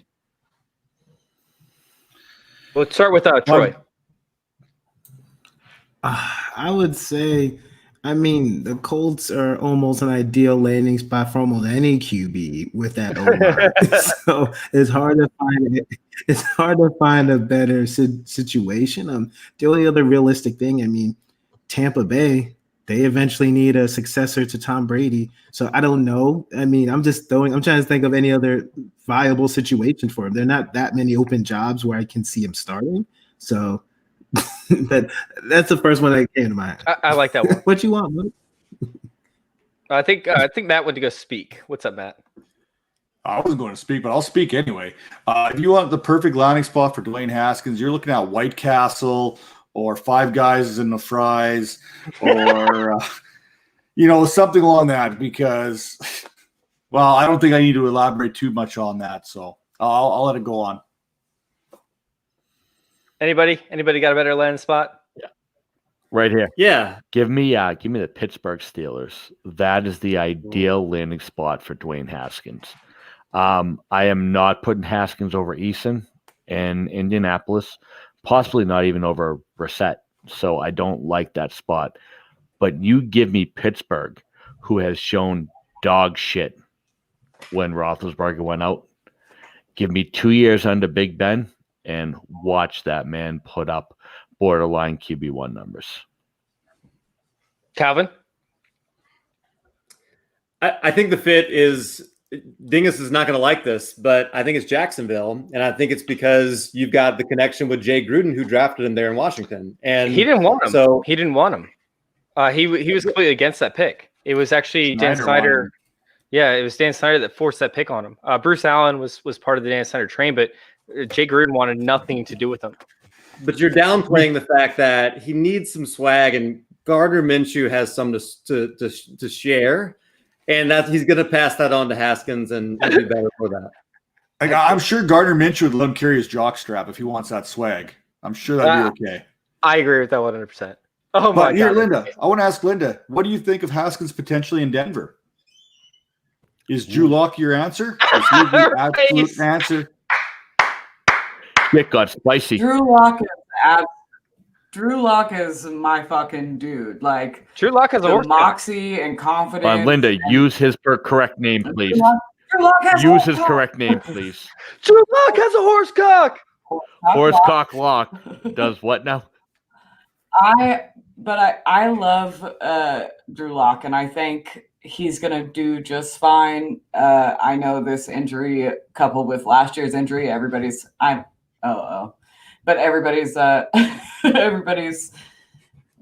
start calling him injury prone or whatever. But the way that he carries himself makes his receivers, his running backs, his offensive line, I think they respect the way that he carries himself. I'm not on the tank for Trevor Lawrence and all the Broncos fans freaking the fuck out over whether Drew Lock is the answer. I'm not ready to give up. He's a guy that we spent draft capital on, so to abandon a project midway, not really my style. So I'm all in on Drew Lock. I think he will do just fine. I'm not, obviously there are other parts of Broncos that are hurting their team. We have way too much money on IR right now, but Drew Lock is going to do just fine throwing to who he has. Tim Patrick is going to be a thing. He's not always going to be a superstar, but he's going to be a thing right now. Like Cortland Sutton is out. And I am not ready to give up on Drew Lock, and I don't want anybody else there besides Mr. Brett Rippon. Well, we do know John Elway's pretty premature when it comes to the quarterback position. He likes to make messes all over the walls when it comes to that position in particular. God, are you referring back to that? we had the Lynch experience. We had Peyton. We had the Tim Tebow. Like he's quick. He gives up on those quarterbacks really quick. And like I said, Drew Lock, I don't think they've surrounded Lock with those weapons. Hamler, Judy. Now they're all hurt and whatnot. Sutton's hurt, but this was kind of, I think, Lock's year for John Elway to go, here you go. Here's your weapons. Here's Fant. Here's 2 running backs that can do it. Now it's up to you, kid. And unfortunately, he had that shoulder injury, but I don't know. I don't know. I think he'll take it with a grain of, I think he'll bounce back just fine. That motherfucker is cocky, and while it's that's what you want in a quarterback. It was complete pun unintended, by the way. It was cocky. All right, so cocky, Locky. So what do you want to do, Chase? You want to make these guys some money? Or you want to take a question? Let's go. Let's actually dive into the first question because we did bring up Kirk Cousins actually just previously, and then we'll actually take 2 questions in a row after this. All right. So go ahead and dive into it for us, Mike. All right, so here's our deal. We're looking for people outside the top 20 or top 15 if it's a quarterback or tight end. And to start us off, we're going to do Mr. Kirk Cousins. He is the consensus quarterback 22, and right now is going against the worst pass defense in football in the Seattle Seahawks. He has Justin Jefferson emerging, Adam Thielen taking that 31% target share and absolutely putting it to the house. I think Cousins is going to drive you crazy if you have him on your roster, but this week he goes off. I see a top 10 quarterback rating on this particular week against the Seahawks. I think he puts up a ton of points, and I absolutely love him as a smash play. Never mind quarterback 22, top 10 finish this week. Agreed. I will go with you. I got you, Daddy.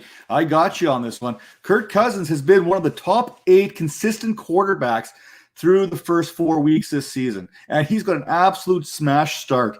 He's been more consistent than, I don't know who you're even considering starting over him this week. Stafford and Rodgers are out on their bye. Tannehill is going to be out. Josh Allen's probably going to be out because they're supposed to play the Titans. That game's probably not going to happen. You take these, who knows what's going to happen with New England this week. They'll probably be done. Kansas City, Oakland, who knows what's going to happen there. Cousins is a smash start for me. Absolute smash start.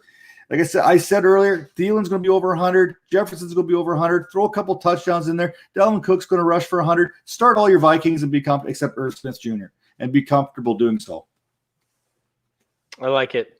Let's go to Linda first. I don't think you've been, or I guess second.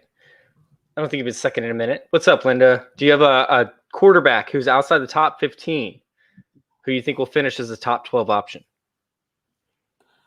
Oh, God damn it. I got to pull it up. Tell me like the first 3. We'll go back to you. We'll go back to you. Yeah. Troy, thank you. You got it up? Who actually has it up? Troy, you're on mute. Calvin, you're on mute. All right, I'll go. The link you sent me is like a consistency one, man. Oh, my bad. I can send you the new link over. I'm big on Daniel Jones this week up against Dallas. He's absolutely going to smash this week. We saw Baker Mayfield struggle. I think that of course we're going to see Daniel Jones, who's a turnover king, by the way. smashed up against Dallas. That's my pick. That's my guy. Who's got it up? Who's ready to fire? Yeah, I got it up. Right here. I think Jared Goff could be the guy outside of that top 15, and partially because I think this is a Tyler Higbee week. And I think when Tyler Higbee weeks happen, Jared Goff is a good quarterback.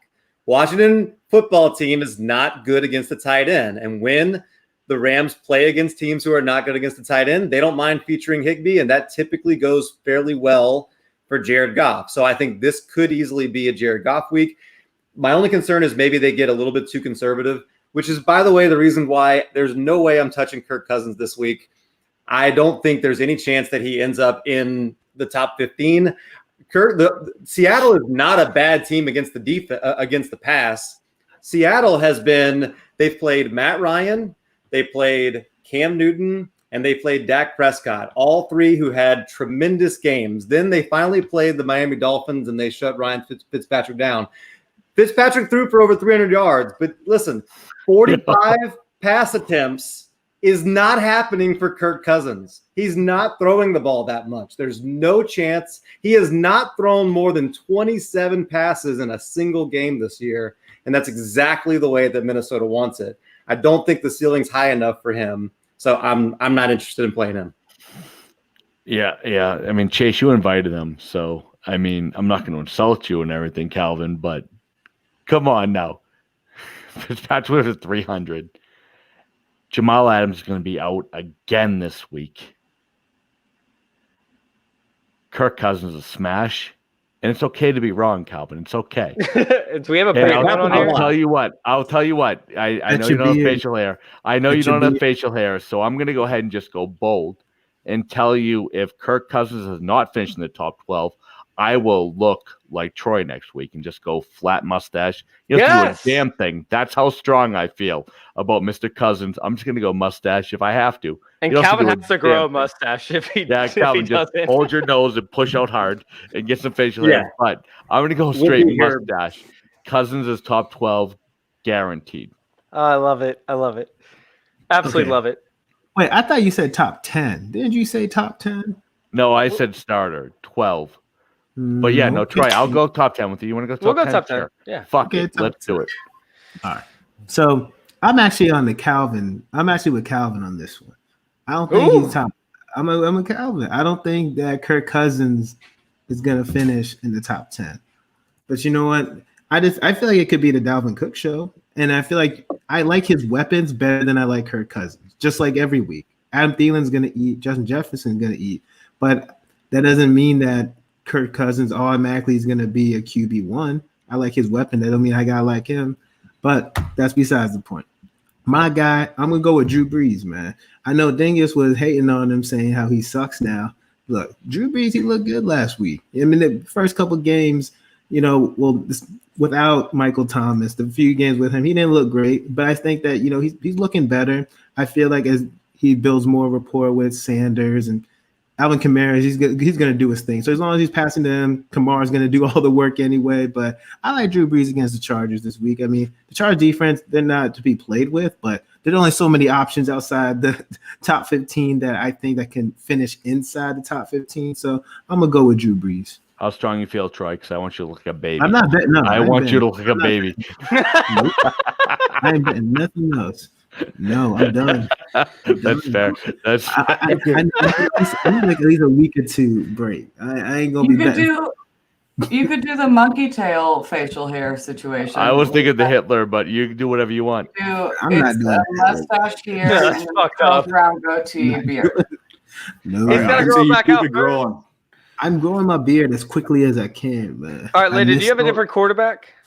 Well, I have the same quarterback as Calvin. It's Jared Goff for me. I know last week was ugly. I don't know what the fuck happened. I mean, they got the win, so as a Rams fan, you're not mad. But I think Jared Goff is going to finish inside the top 10 quarterbacks more often than he doesn't. And so that's my immediate start this week. All right, so Splishy over there. Splishy wants to know, I'm in a 12-man PPR. What's up, Holy Splishy? shit, that's a lot of words. That is a lot of words. I swear to God, if we had another like DJ Shark plus whatever from Omar, From I would Omar. be. Thanks, Troy. We're all infected now. I cannot stop itching. If Omar hops in the chat, I would laugh It's and gonna laugh. be my I'd bring him in. favorite part of the show ever. I would actually bring him into Every- live show. I would bring him into live show. I really would, DM just so that him. everybody knows. Yo, DM him. We gotta talk to this man. I know, right? Omar. All right, so CH, Mixon, Thomas, Ridley, Waller, Gibson, AJ Brown. Do you think he should sell some starts for depth? What is depth, that? I don't know. what that it means. just depends on your back end. Essentially, like, do you think he should sell out to actually grab more depth if he needs it? I'm not selling any of these guys outside No. of CEH. Fuck no. Dude, get the best starting lineup you can and just roll with it as long as you have it. Yeah, I agree. Agreed. All right, we got another one. Let's just hop over because that was a weird question. 0.5 PPR. Vaughn, Durness, or Gallup? Johnson. This is a good Yep, one. Johnson. Gallup. Give me Johnson. Give me Johnson. Gallup. I kind of like Gallup. Yeah, you When guys have Gelb liked does Gallup for a something, we while. can talk. Yeah, Gallup. Ernest Johnson, my man. Anyway, All can right. we go. What's up? What's up, Matt? Thing is good. So going back to that quarterback thing that we just Oh. did. Yeah, because you skipped me again. It's all good. I'm used to that, so it's all good. But dude, I'm two guys- sorry, man. No, it's your show. Don't worry about it. Do you So do you love Cousins? If you can jump in if you love Cousins. Oh no, I definitely love Cousins. I absolutely love Cousins.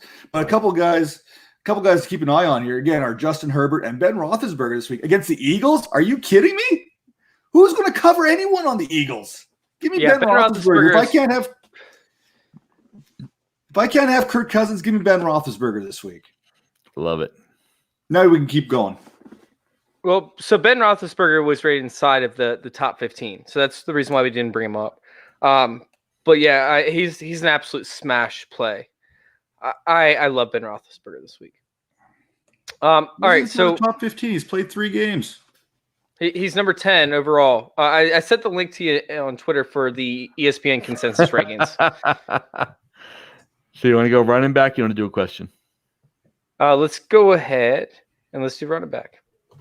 Running back. I have Damian Harris at 35. So if you listen to last week's show, I told you to pick him up and sell him. If you did not, which you should have, but if you didn't, he has a smash matchup this week against Denver. Linda, I love you, but you know you're rolling out a practice squad. You know that your defensive so line bad. is gutted, absolutely gutted. And this man got 17 carries last week. Cam is out again, so you don't have to worry about the goal line smash from Cam. I think this guy goes off this week, but then sell him, please. New England's a mess, but this week is the week to rely on Damian Harris. All right, let's go to Linda for a response.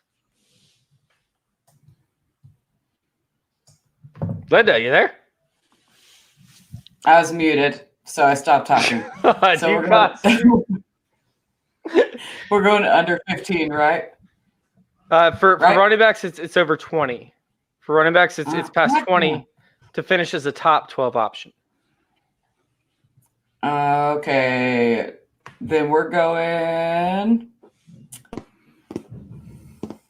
I'll fuck with Daryl Henderson this week. It's Ooh. I know. It's a hit or miss every week, but if you can hit, then I'll take it. So if we're talking about a running back that's that's outside of the top 20, that has the potential, the TD upside, the touch upside to finish, what'd you say, top 12? Yes, top 12. Then Daryl Henderson's my guy. I'm not like, Jack to play him, but in terms of upside, he has that potential for me. Oh man, this is tough because he didn't get the workload last week. Does anybody else have know. anybody different when it comes to that? Yeah. Matt? Okay, I'm going to do this quick. I got to go pick up the kids from church here before I get on to the other show.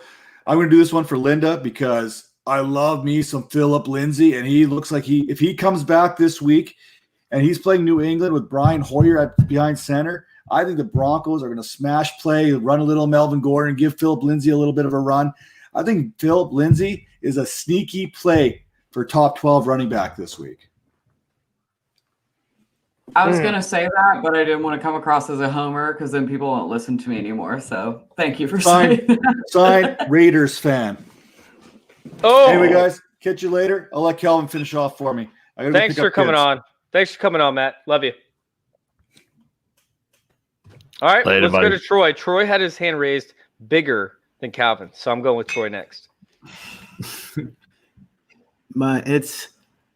This might be controversial, but okay. It's Rojo, man. It's Rojo. Where's he ranked? Damn. Oh, damn. It's He's Rojo. 25. I know. He's 25. You know what? I think he's a smash play, bro. It's kind of like one of the reasons I was talking about, I was hyping up Vaughn earlier, but you know what? I think Rojo, again, he's got the volume. Again, even though he sucks at catching the ball, he's got the volume. They're going to be up. They're going to be up against Chicago, and I believe he can sneak in a touchdown. He's going to get I'd say he's going to get anywhere between 15 to 20 touches on tomorrow. So why not? I can easily see him outperforming this 25 ranking, man. Again, Rojo, everyone wants to hate Rojo, but you know what? Opportunity is king. So give me Rojo. I think that he definitely has a chance. I don't know about top 12, but I think he definitely has a chance to exceed, maybe get a couple touchdowns, maybe actually catch the ball a couple times. We'll see, but give me Rojo. All right, Calvin, who you got? Well, I like that take. And actually, Rojo led the Buccaneers in targets last week, which was really crazy. And I'm not a Rojo guy, but you're right. Opportunity is king. So even though I don't like the player, the rationale there is very solid. Damian Harris was the guy that I was locked into there. I really love what we saw from him. I like the matchup this week, but I'll go a different way, and I'm going to go down narrative street for this one. And I'm going to say Devin Singletary, assuming that game happens. Part of it is Tennessee Titans have not necessarily been super great against the run so far in their first 3 games, but let's just say they play. I don't know how many players are out for them. It could be an ugly game. They haven't been able to practice.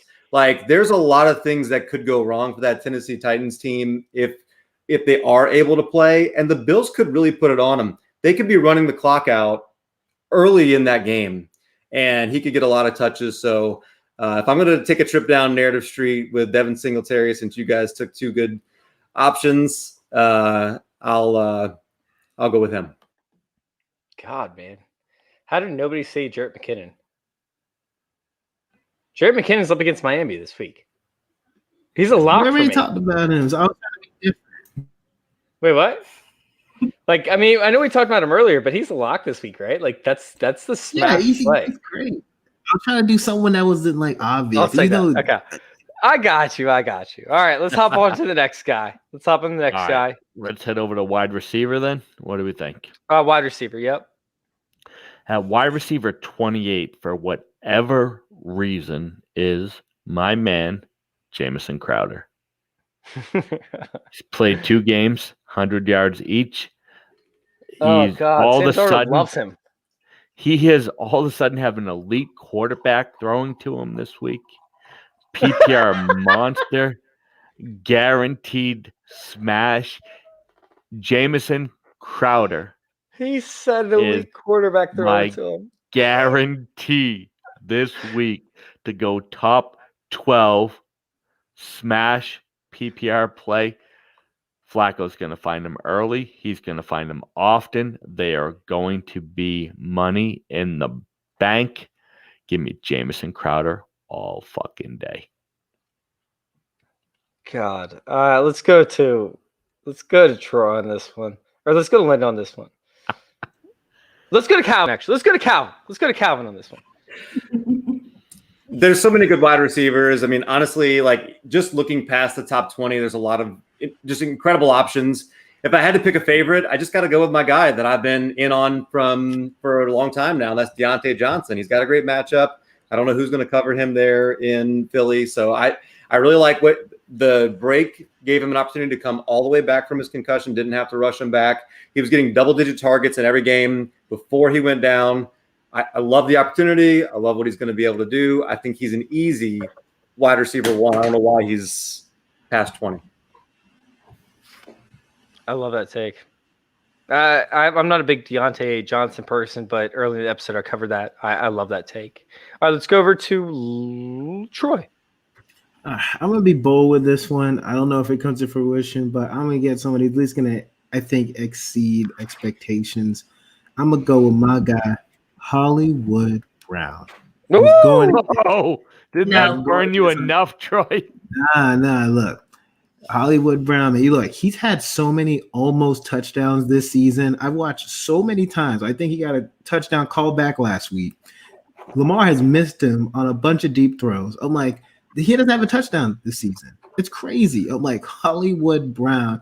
He's gotten a bunch, and he sucked last week. He was okay last week. The week before he sucked. Like he's been very disappointed overall. I was very high on him going into the season, but you know what? He's due for a bounce back. Everyone wants to talk about positive regression, Chase's favorite phrase. But you know what? I think that Hollywood Brown gets a touchdown this week.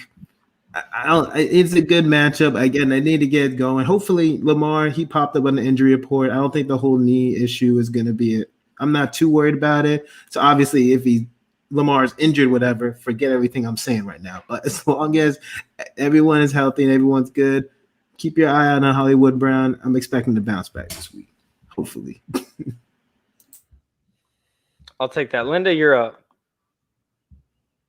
I know we already talked about this, but it's Justin Jefferson for me against that Seattle secondary. Kirk Cousins has clearly made it to where Thielen and Jefferson are his 2 targets. I'm not saying Jefferson is Stephon Diggs, but they've replaced him best they could. He seems to be doing well. He's like the top rookie wide receiver after only 2 weeks of any kind of action. So that's a guy I think is a smash play this week alongside I don't think it has to be one or the other there, because for some reason they continue to throw the ball even though they've got running backs that can do it. So Justin Jefferson, I think, has the potential to fall inside the top 12. I like it. I like that. I like that for sure. I'm going to give you guys each a guess, right? There's 2 wide receivers that are leading in red zone targets so far this year. Number 1 is Calvin Ridley. Who's the second? You guys got 3 guesses each. Let's go rapid fire. Calvin, let's start.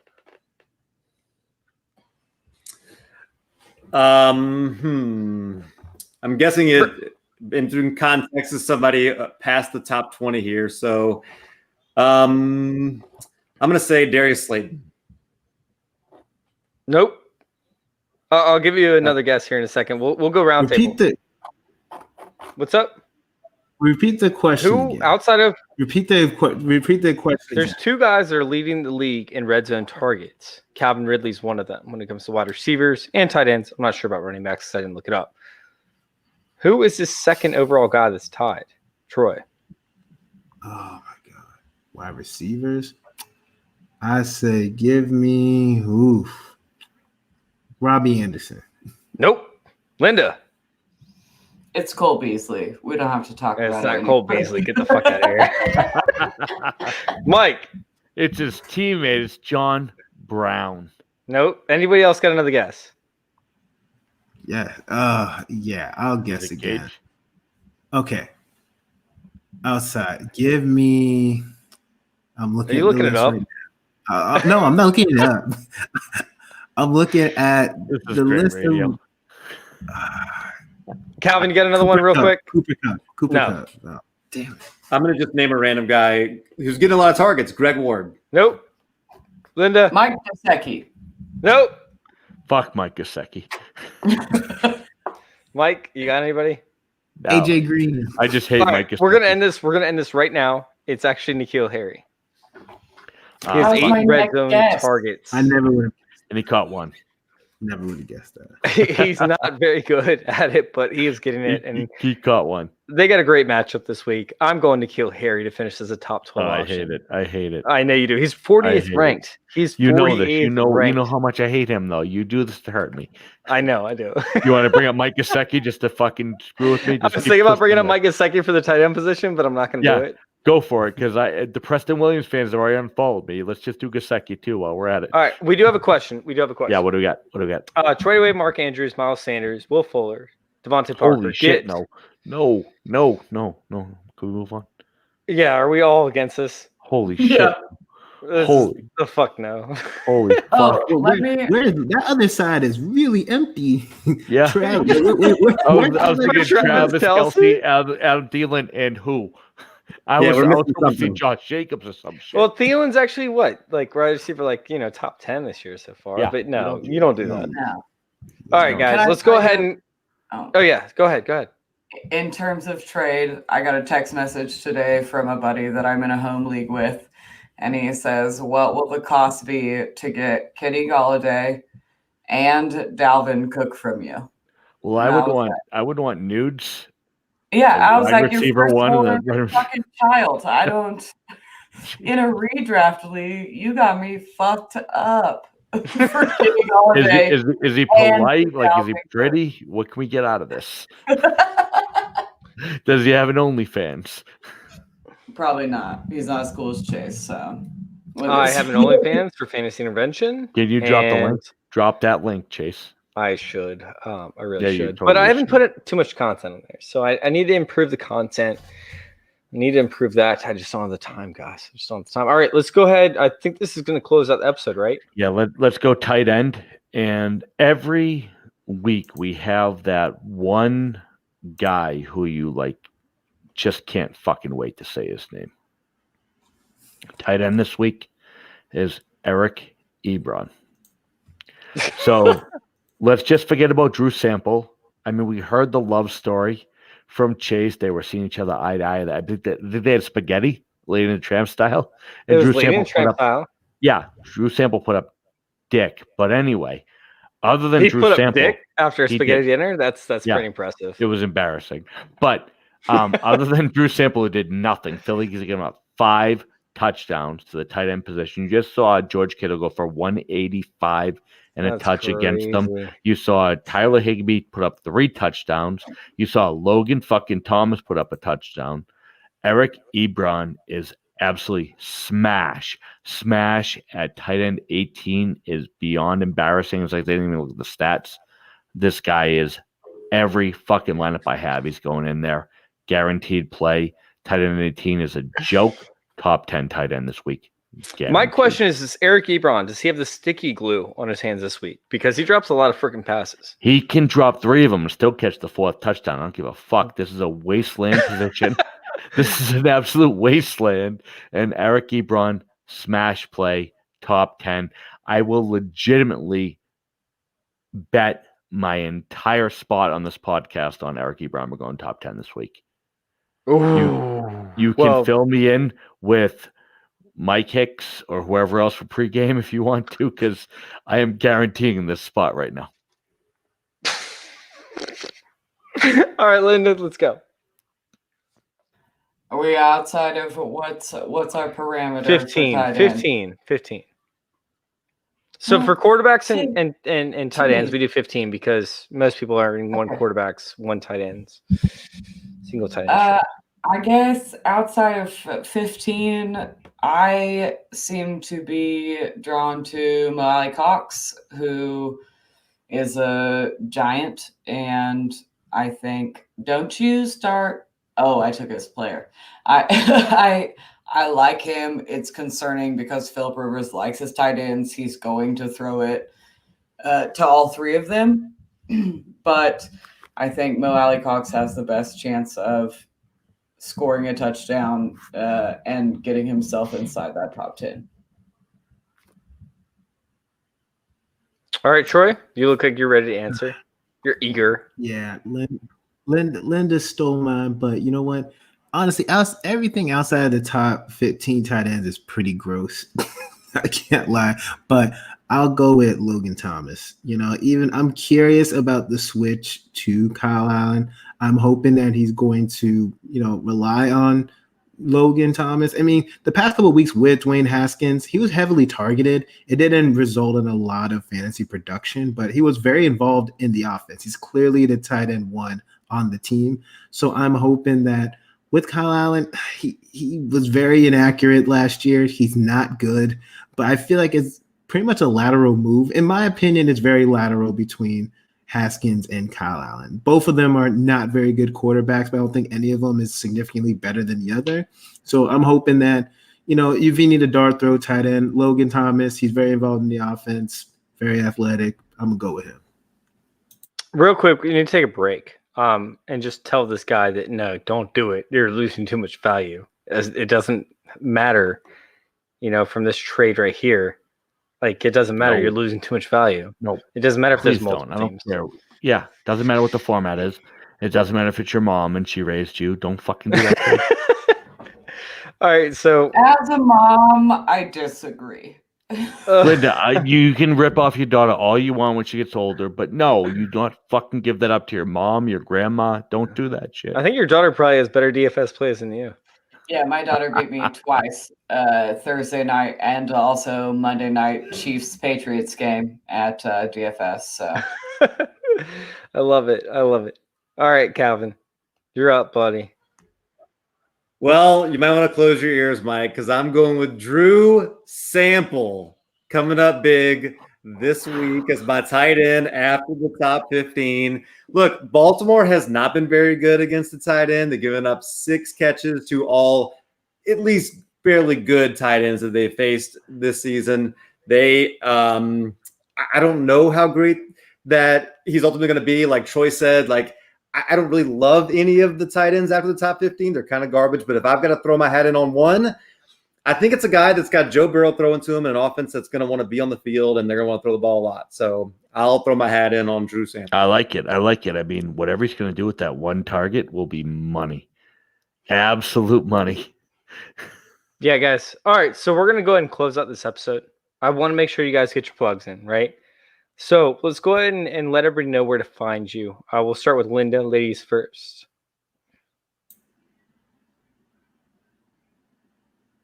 You're on Linda, mute you're on again. mute. you can find me. I'm doing the best I can. Oh my God. You can find me. I write articles for Fantasy's Sake at FFSQC. I'm with Troy and Mitch and John every Wednesday at 8 p.m. Eastern on Fantasy Football Confidential. 9 Is it 9 p.m. p.m. Eastern? It's 8 p.m. No, my time. we're I'm at 8. not We're good. at 8. You're at 9. I'm not good at time zones. Fuck time zones. And I just spit everywhere. Then I hang out with B Brown and Beezy and brother Matt at Sons of Dynasty. So that's where you can find me, being a jackass on Twitter. Troy. All right. So you can find me at TKing Mode on Twitter.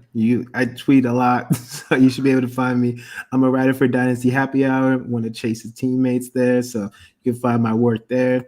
I'm also, just like Linda said, one of the co-hosts for Fantasy Football Confidential every Wednesday night at 9 p.m. Eastern Standard Time. Linda, but those are the places you can find me. But yeah, just check me out on Twitter, man. I just keep rocking with me, and I appreciate everybody who's been supporting me and rocking with me for a long time. So thank you, everyone. All right, Calvin, what's up? Yeah, definitely go check out those guys on Twitter. They really are a lot of fun, both Linda and Troy, no doubt. I've enjoyed following them. I am also on Twitter at Calvin and Hobby. You can find my work at thedynastyvipers.com. And in a little less than 30 minutes, Dynasty Vipers are going to have our Viper Strikes. We are changed up our format a little bit. We've been in the past kind of looking back at the previous week. No more. By this time, tired of talking about last week. Looking forward. We're going to go through every single matchup, but we're doing it in quick Viper Strikes, very fast. It's going to be fun. Check it out. And we're going to make a bet, and the loser is going to get a makeover by our daughter on the podcast the following week. So, Oh my god, Well, that's let's take it. amazing. I love that. I love fucking that. love it. So, That is by the amazing. way, Mike and I are actually going to hop on to Dynasty Vipers after this. This is news to the Dynasty Vipers. They don't know this yet. But we're going to hop on with them. So make sure you guys check out Dynasty Vipers. We're going to come on and say what's Love up it. to them. And yeah, you guys need to go check us out. You guys need to go check out Fantasy Intervention. Mike is now a permanent part of the team, and I haven't announced this yet. I have not announced this yet. This is the first time my announcement is going live. So if you guys want to talk about this, retweet it, I'm definitely down with it. But I'm going back to work on November 14th. That's my first day scheduled. Unfortunately, that's going to take me away from a lot of my fantasy work. I spend a lot of time on trying to provide content for you guys, trying to provide, DFS type, content and, just regular season stuff. And I've always been able to do this, but it's going to take about 20 hours out of my week to be able to provide, research for you guys. So, yeah, I unless I get a full-time job offer, from ESPN over the next couple of weeks, I'm actually going to be popping out of a lot of Twitter conversations and Twitter work. And it sucks, but it is what it is. We all got to make a living. Meanwhile, if you guys want to go support us on Patreon and get me out of the bartending field, patreon.com/fantasy intervention. If you guys want to go follow my work, it's lnktr.ee/fantasy intervention. Mike, anything else to add? Yeah. So, Daddy's Home FF is where I'm at Twitter. You can always find me Wednesday nights at 8 on Fantasy Intervention. You can catch my one article on the pregame HQ if that's what you're into. But yeah, love absolutely chilling with y'all. Have so much fun. And if you have one friend that wants to go ahead and follow me, they'll give me the 1,500. That'd be a cool celebration. But stoked to be joining Dynasty Vipers. Apparently, it was news to me as well. I guess I'm joining them in 25 minutes. So I'll see y'all over there. So by the way, guys, I do want to mention that we might possibly be looking for a co-host over here on Wednesday nights, because instead of me like taking the podcast like I did before and do it on Thursday mornings, we might actually be looking for a co-host to join Mike. So if you guys have any recommendations, if you guys have anybody that might want to step in, because I'm not going to take this away from Mike. Mike's been doing a phenomenal job doing the show sheet and everything. He's been a superstar, to be honest with you. If you guys aren't following me, you should already follow him already on Twitter. And anybody on Facebook that's watching, which, by the way, I think we have like 10 at least people that are watching on YouTube and Facebook combined. You guys need to go onto Twitter, download Twitter, because that's the fastest way to get access to information and be part of a very positive fantasy football community. But we're looking for a possible, co-host. And if you know fantasy football, reach out to me. We're like, I'm not going to take this away from me. He's going to be the lead of the show. My favorite show, by the way, of the week. But I'm going to let him take this and run with it because he's that good. He is that good. So, anyways, guys, y'all have anything else to say before we end the show? This was fucking awesome. Thank you for having love me this on. party. I appreciate the invite. Dude. Yeah, a lot of fun. I wish you guys would come back every fucking week. This was a party. I've never had more fun on a goddamn podcast. This was amazing. Oh man, look, man, we appreciate, man. We talk like literally every day. So multiple times. Oh, and by the way, if you didn't know, you can catch Troy as my opening act on Going for Two Live tomorrow. He's opening up for me, which I really appreciate. I'm gonna close it out next week. But this week Troy's opening for me, so go check him out. You can find him on FF Confidential and on T King Mode, my opener. And I appreciate that, Troy. You're doing me a solid on that one, bro. You're welcome, Mike. Anything for Daddy's Home. Just don't do a video about me and we're cool. Never, buddy. Never. I love you forever. All right. Thank you guys for listening. And thank you for letting us intervene with your fantasy football life. We're done.